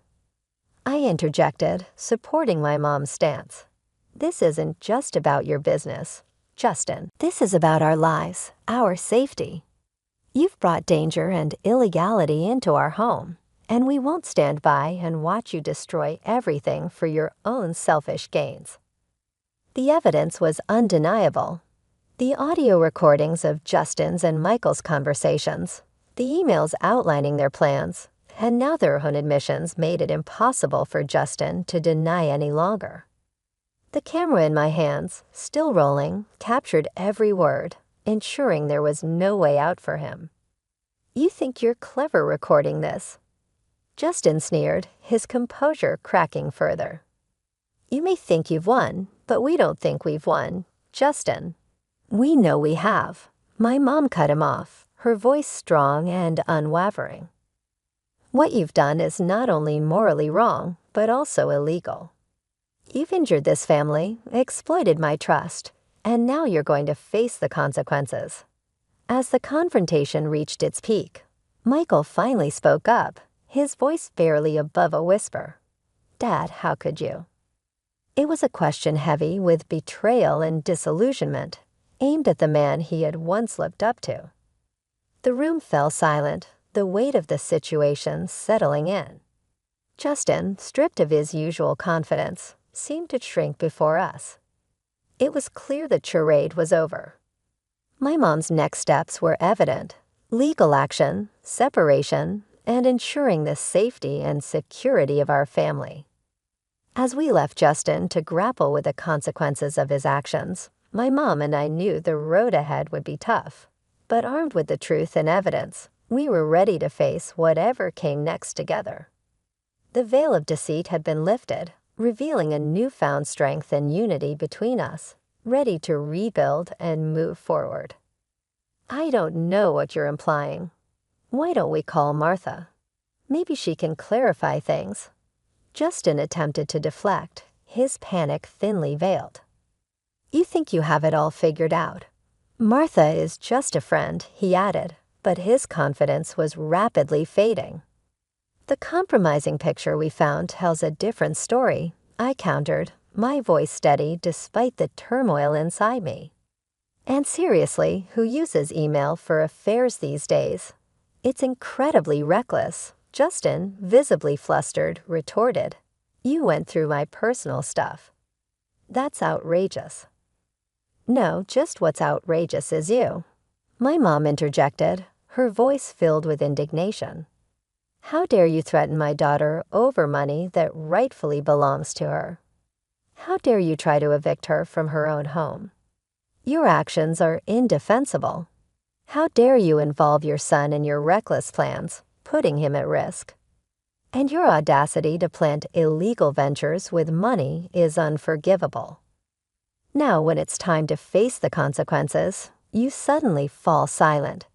She continued, her words sharp and slicing through the tension in the air. Justin, feeling cornered and desperate, snapped, "Get that camera out of my face," as he lunged towards me in a blind rage. I swiftly dodged his attempt, his aggression only emphasizing the seriousness of his unraveling. Are you really about to attack my daughter? Do you understand the trouble you're in? My mom exclaimed, her voice a mix of shock and fury. Justin, defiant until the end, sneered, "You think you know what's going on. You know nothing. Well, let's see if the police agree with you. They should be here any minute now," I declared, watching closely for his reaction. "Police? You wouldn't dare," he blustered, but his confidence faltered as the sound of police sirens grew closer. Justin's usual arrogance faded, replaced by pure terror. It was the first time I'd seen him stripped of his bravado, revealing the coward underneath. "Please, Mary, let's not make this worse."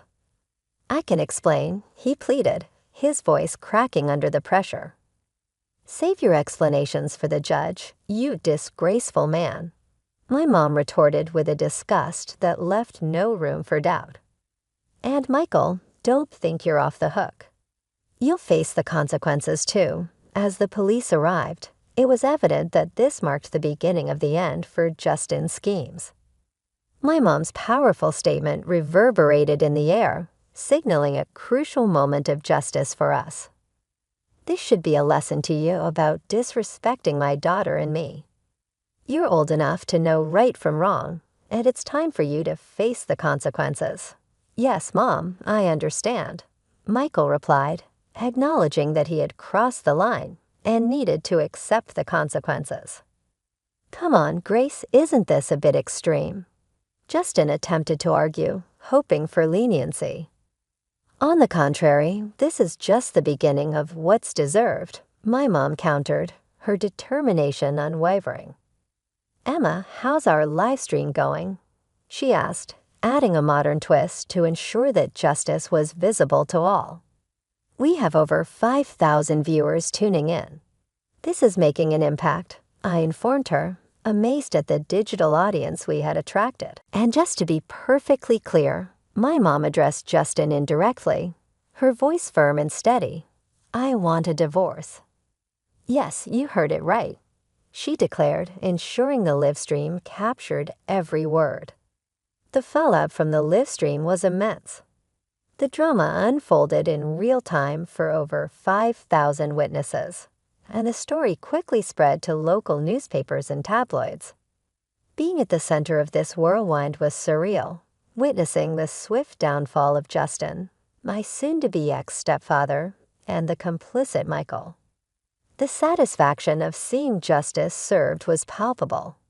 Justin's world crumbled as he lost his job, friends, and even the support of some family members who chose to distance themselves.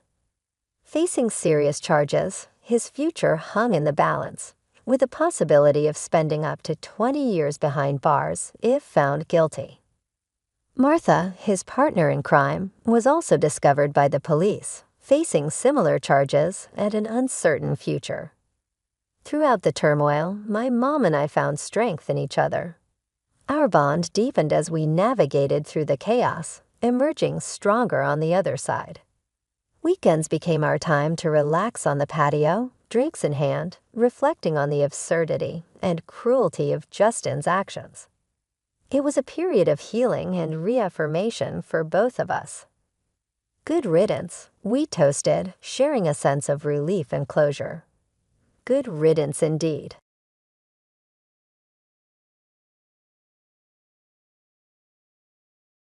On that important day, I stood in front of my father's grave. My father had been the CEO of a major company, and after his death, my brother-in-law Kyle took over. He inherited the company and a huge fortune. In contrast, all I got was an old mini-truck. Kyle, flaunting his good fortune, mockingly said, "With this, I've got the company and the entire estate in my grasp. That mini-truck suits you." But to me, that mini-truck was more than just a vehicle. I looked at it fondly, and when I started the engine, I noticed a destination already set on the navigation system. "What's this?" I wondered. With a firm yet gentle grip, I began to drive. My name is Jack Nicholson. I am a 44-year-old Tudor. Now I am standing before a large coffin where my father rests peacefully. My relationship with my father had always been very complicated. He built a construction company from scratch, but I chose a different path. I left home to become a teacher right after university, fulfilling a childhood dream. This decision led to many heated arguments, and for a long time, we barely spoke. But despite our disagreements, I never hated my father. I had my own dreams to follow, and I couldn't give them up to run the family business, even though I felt a strong duty as the eldest son. Guilt weighed on me for not meeting my father's expectations. This guilt kept me from visiting my parents' home. My mother relied on my sister Lauren to update my father about my life. Lauren and her husband would often send expensive gifts or arrange trips for my father's birthday or their anniversary, pretending they were from me. Each time, Lauren would encourage me, saying, "I wish you and Dad could talk directly. He's just trying to be strong. Deep down, he must be feeling lonely." I often thought about Lauren's words and would just shake my head. But one day, I got the sad news that my father had cancer. When I heard this, I quickly quit my job and went back to where my family lived. I realized that what really mattered was life itself, and the past arguments with my father seemed so small. I decided to move back to my hometown, teach at a local school, and take care of my sick father. At first, my father was shocked to see me return, but he eventually accepted it quietly. I didn't say much either. I just stayed by his side and took care of him, helping him whenever he needed it. He would thank me softly, and those words brought me some peace. Sadly, my father's fight with his illness ended. The last chapter of his life closed quietly, with me, Lauren, and our mother by his side. We couldn't know what he was thinking in his last moments, but we hoped his soul was at peace. Even though we expected it, losing him deeply affected us all. My mother, Lauren, and even my young nephew, Peter, were all very sad and cried. The only one who didn't show any emotion was my brother-in-law, Kyle. During the funeral preparations, he coldly asked, "Did he finally die, huh?" Hearing that, I was proud of myself for staying calm and not reacting angrily to Kyle. Instead, I focused on planning my father's funeral. This kept me busy and helped distract me from the pain. I ignored Kyle's harsh words and made sure everything for the funeral was done right. Kyle and I had never gotten along well, and our relationship only got worse over time. But despite everything, I kept my focus during this tough time. I first met Kyle when he was a skilled worker at my father's company, and I really respected his skills. It felt like I had gained a real brother when Kyle married my sister Lauren. He was 5 years older than me and seemed like a role model. Before they got married, I often asked him for advice on various problems, and he always listened with understanding. One of our big discussions was about whether I should join the family business. Kyle would say, "A son should live his own life, and Jack, you have your own path. No one knows which choices in life are the best, so the most important thing is to make choices you won't regret later." Encouraged by his words, I switched from business school, where I was studying management, to the Faculty of Education, where I really wanted to study. As time went on, Kyle and Lauren got married and started their life together. 22 years have passed since then, and the distance between my father and me grew wider. I moved on with my life, missing the chance to close that gap. But when I heard about my father's illness, I dropped everything and rushed home. Kyle, who once greeted me warmly, had changed. He now seemed uncomfortable around me. When we were alone, Kyle would say coldly, "You came back in a hurry when you heard he was sick, didn't you? But no matter what, you won't inherit anything." His words caught me off guard, and I struggled to respond.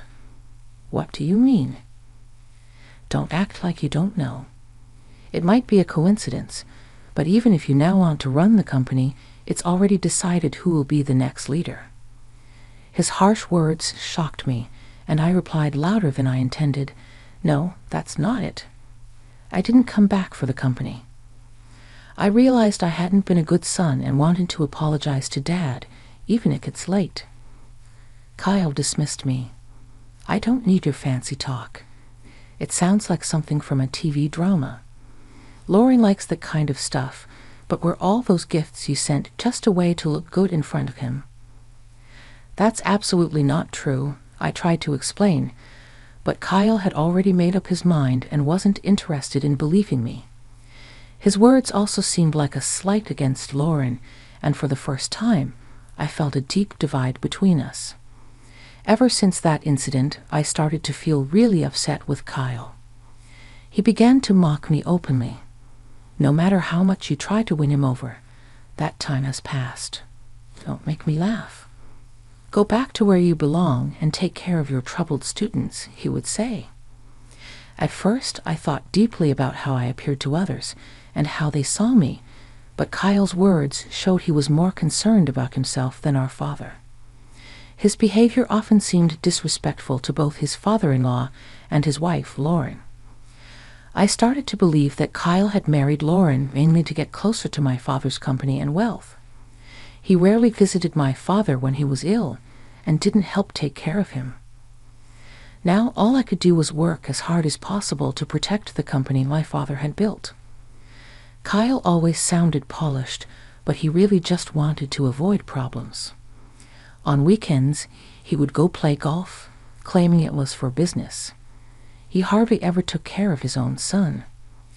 He said he wanted his son to learn many skills to eventually take over the business, but he left all the driving and housework to Lauren.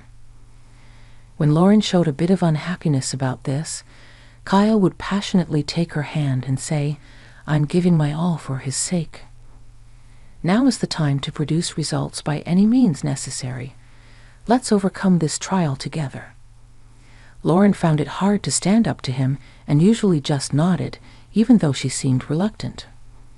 Kyle was good at acting like the perfect husband in front of Lauren, so it's no surprise she believed him. He showed his true self to me, probably because he thought I was like him. I eventually got used to Kyle's mocking, and it didn't bother me as much. However, when our beloved father passed away, I was heartbroken. I felt a deep sadness and emptiness. Although Kyle seemed upset about our father's worsening health, I couldn't shake the feeling that he had been waiting for this moment. This thought made me very sad and angry. After our father died, Kyle inherited most of our father's large fortune. Even though he was just a son-in-law, he had the same rights to the inheritance as Lauren and me. According to my father's will, he got most of the shares of the company and a lot of wealth. This unexpected turn of events left me speechless. Even though I was my father's biological child, I had thought the inheritance would be split fairly among the three of us, but instead, Kyle got almost everything. All I received was an old mini-truck that my father once loved. In public, Kyle seemed surprised, but alone with me, he laughed and said, "You came all the way from the city to this small town, took care of him day and night, and all you got is this little truck, huh? What an ironic end. Now the company is mine, and you're left with just this mini-truck as your inheritance. It's like a comedy." As he left the room with a smirk, I felt empty inside, holding the mini-truck keys tightly. The cold metal made me face the harsh reality, but my family tried to cheer me up. "Keep your head up." He had his reasons. He didn't mean to upset you. That truck was something Dad always loved. It was his favorite vehicle. He surely cared about you. Despite their kind words, I was too hurt to respond. I knew that what you inherit doesn't measure a father's love, but the fact that Kyle, who seemed to be waiting for my father to die, got almost everything was deeply insulting. It wasn't about the money. It was the pain of seeing my father's hard work go to such a man. I felt powerless to change the situation. Clutching the truck key, I decided to take care of the mini-truck, the only thing my father left me. It seemed to hold a deeper meaning. I hoped that cleaning the truck might help me sort out my feelings. I carefully washed the truck, and I used a hose to carefully wash the truck, and then I sat in the driver's seat, where my father used to sit. Starting the engine, I noticed something unusual on the navigation system. It was displaying a single thick blue route instead of just showing my location. That's odd. Why is there a destination set on the navigation system? I wondered. This usually only happens when a specific route is being followed. When I checked the destination on the screen, it showed only coordinates, not a specific place. It would take about an hour's drive. Wanting to go for a drive in the mini-truck, I didn't think too much about it. I put the truck in first gear and left the house. An hour later, during a pleasant drive, I arrived at what seemed like a home. It was a surprise. In front of me was a small, modest house, quite different from the larger homes in my hometown. It felt warm and inviting. The area was quiet, and I couldn't see or hear anyone else around. I got out of the truck and stood in front of the house, feeling a bit confused. There were no signs to indicate what this place was, but it seemed the navigation system had brought me here for a reason. With some hesitation, I rang the doorbell. As the door slowly opened, the person I saw was the last one I expected. My mom. "I've been waiting, Jack." "Come in, dear," she said. "Why are you here, Mom? And how come this place was set in Dad's navigation system?" I asked. "I will explain everything, but first, come inside and relax," she replied. Following her inside, I found the interior simple yet cozy, with just the essentials. My mom made some tea and started to explain in a calm voice. "Actually, this was your father's secret hideout," she said. "A hideout?" I was surprised. "I've never heard about Dad having a place like this," I replied. "This place is our secret spot. We came here when we needed our own space or when we wanted some peace and quiet. If we ever had a small argument, our rule was to come here to cool off." "You didn't know about it, did you?" she continued. "And this is something your father wanted you to have," she said, handing me a brown envelope. It was slightly bulging, as if something important was packed inside. I decided to read the letter addressed to me. "Jack, I have caused you a lot of trouble and made you endure unbearable hardships over the years. I am truly sorry from the bottom of my heart." The letter began. It was filled with my father's reflections on his past mistakes and his deep gratitude towards me. He wrote, "Your mother often tells me that it was your choice to leave home, and a son has the right to choose his own path in life. We are both stubborn, but when you came back after I felt ill, it was a wonderful surprise for me. Although I couldn't express it well because I'm not good at showing my feelings, I am deeply grateful to you for supporting and taking care of the family." This was the first time I heard such heartfelt words from my father, and it made me very emotional. The letter also mentioned Kyle. To tell the truth, my distress towards Kyle grew over time. He's good with words and makes people feel comfortable, but I could see his true nature. I suspected his sneaky behavior around the house was his way of trying to claim ownership. I was too tired from work and taking care of you all to notice his cunning actions, but now, knowing Kyle as I do, I believe these suspicions were correct. The letter continued, "I have no intention of giving the company to you, but if something unexpected happens, I have left a significant amount of money with your mother. This is to ensure that you and Lauren will not be in need. Please accept it."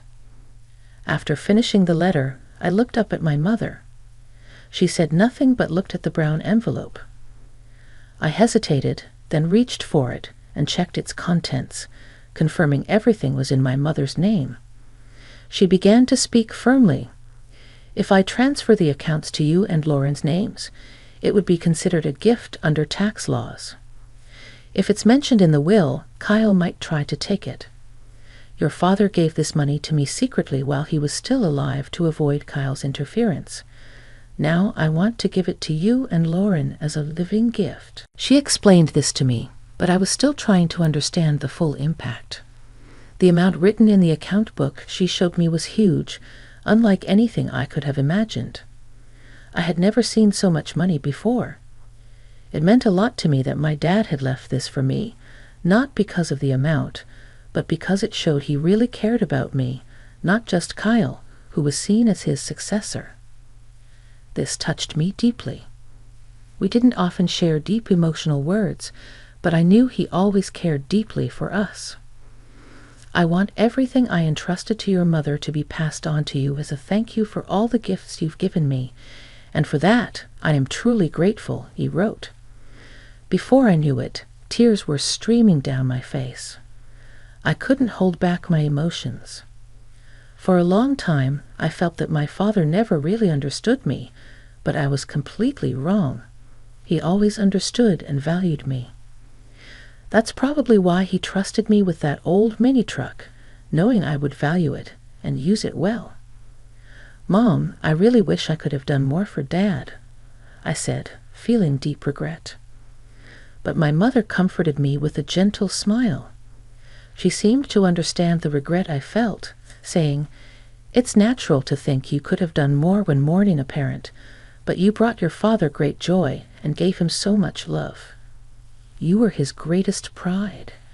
Hearing her words made me cry again. They also inspired me to make a firm decision. I wouldn't let the company my father built fall into the hands of someone like Kyle, who had wished for his death. I had decided to quietly resist and make a careful plan without letting Kyle know. I had acquired a significant fortune.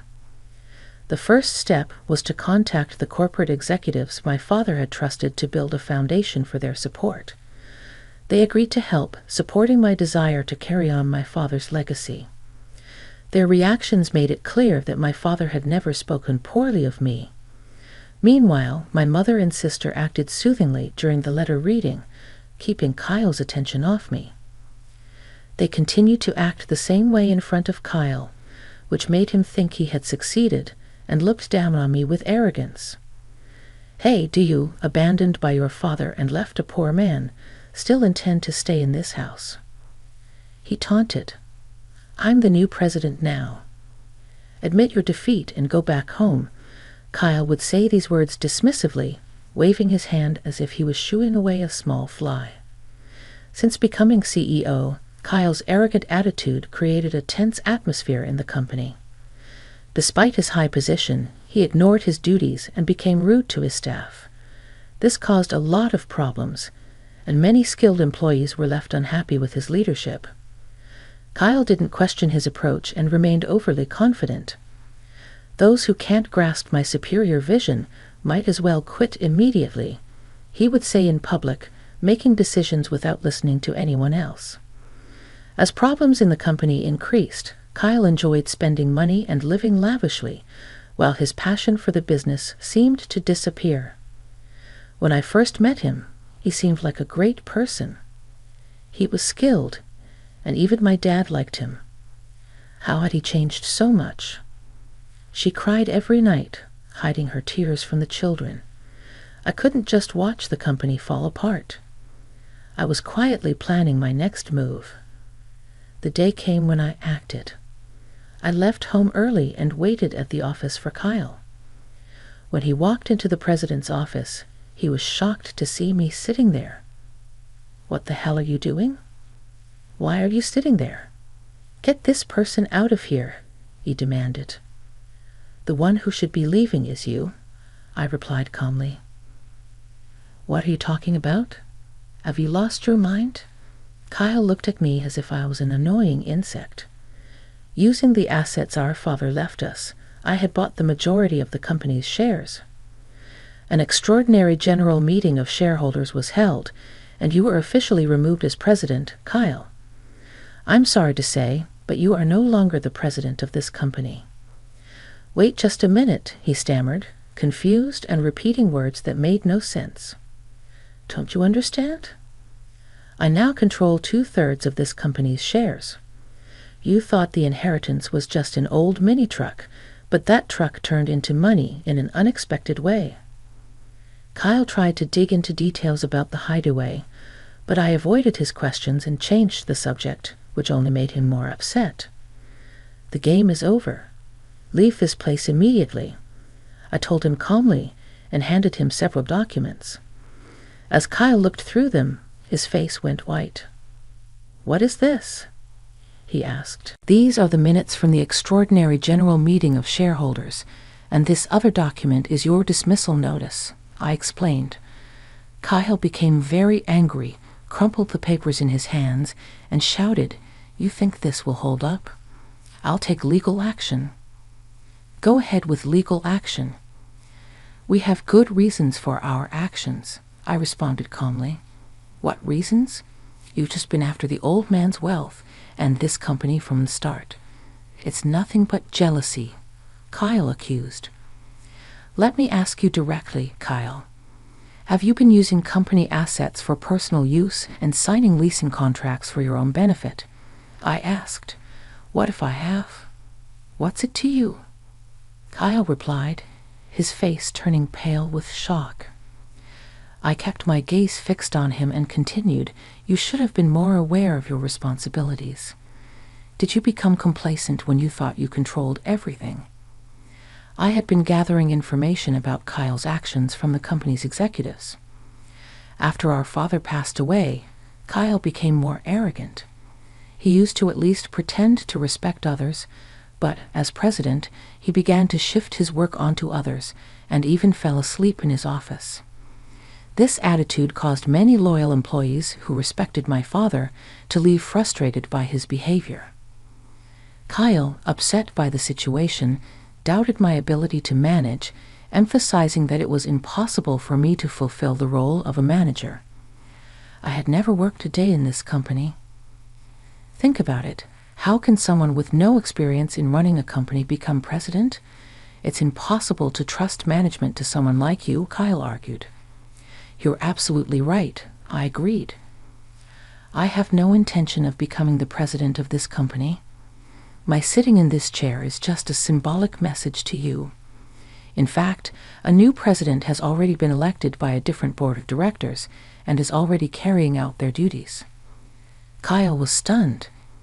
He stood there with his mouth open and his eyes wide, shocked by the turn of events. He had been sure that I was after the presidency and had schemed to replace him.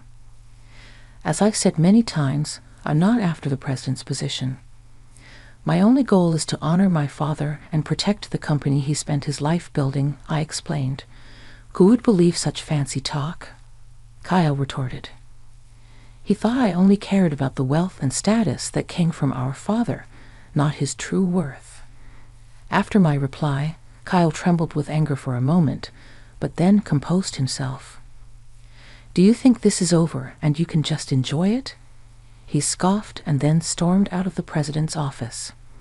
That night, something unexpected happened. Lauren threw divorce papers at Kyle, ending their marriage. This was a result of his misconduct at the company and his eventual firing.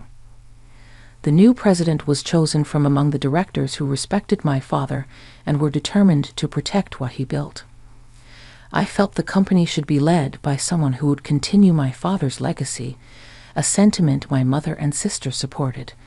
As I coordinated Kyle's dismissal with the lawyers, Lauren was preparing for the divorce. On the day she mentioned divorce, her hurt voice filled the house with a heavy atmosphere. "Why do you turn away from me now? Is it because I've lost the title of president and you've lost interest in me?" Kyle asked, maintaining her calm but firm. Lauren replied, "There's no point in talking about betrayal. You were the one who betrayed our relationship from the start. Your love was not for me, but for the title of the president's daughter. You neglected our home, didn't help raise our children, showed no respect to our sick father, and in the end you tried to take everything from our father for yourself. Now it's time for you to face the consequences." Kyle had no response to Lauren's words. She had endured a lot, worrying about her children's futures and the fate of the company, but thankfully the inheritance from our father gave her a solid financial base to raise her children. After the divorce, we planned to live a peaceful life away from conflict with our mother and sister. Our only concern was the possibility of retaliation from Kyle, but he was now out of funds. He had lost a lot of money to an investment scam and was even in debt. This scam involved a man pretending to be from a brokerage firm who was actually a fraudster. Kyle was played by convincing words, losing a significant amount. This situation shows how people can exploit those who suddenly have a lot of money. Now Kyle was suffering the financial consequences of his actions. Meanwhile, I spent fulfilling days taking care of my mother. I enjoyed a peaceful, comfortable life, continuing my work at the tutoring school. My mother and I also took great joy in caring for my nephew Peter, who was very fond of us. His presence added happiness to our daily lives. "When I grow up, I'm going to be a president like Grandpa," Peter declared, his words filled with the innocence of childhood dreams. This brought smiles to our faces and even made my mother tear up with emotion. Lauren and I exchanged knowing looks, our smiles reflecting warmth and understanding. "You might say that now, but I wouldn't be surprised if you want to become a teacher when you're in college," I told him gently, reflecting on similar past statements, which made everyone laugh. "But I'm not very good at studying, so maybe I won't make a good teacher," he said seriously, furrowing his brow. His earnestness made this even more endearing and prompted more laughter, this time filled with affection. In that moment, filled with an overwhelming sense of happiness, we realized we were truly living in the present, enjoying our family unity and ready to face whatever the future might bring.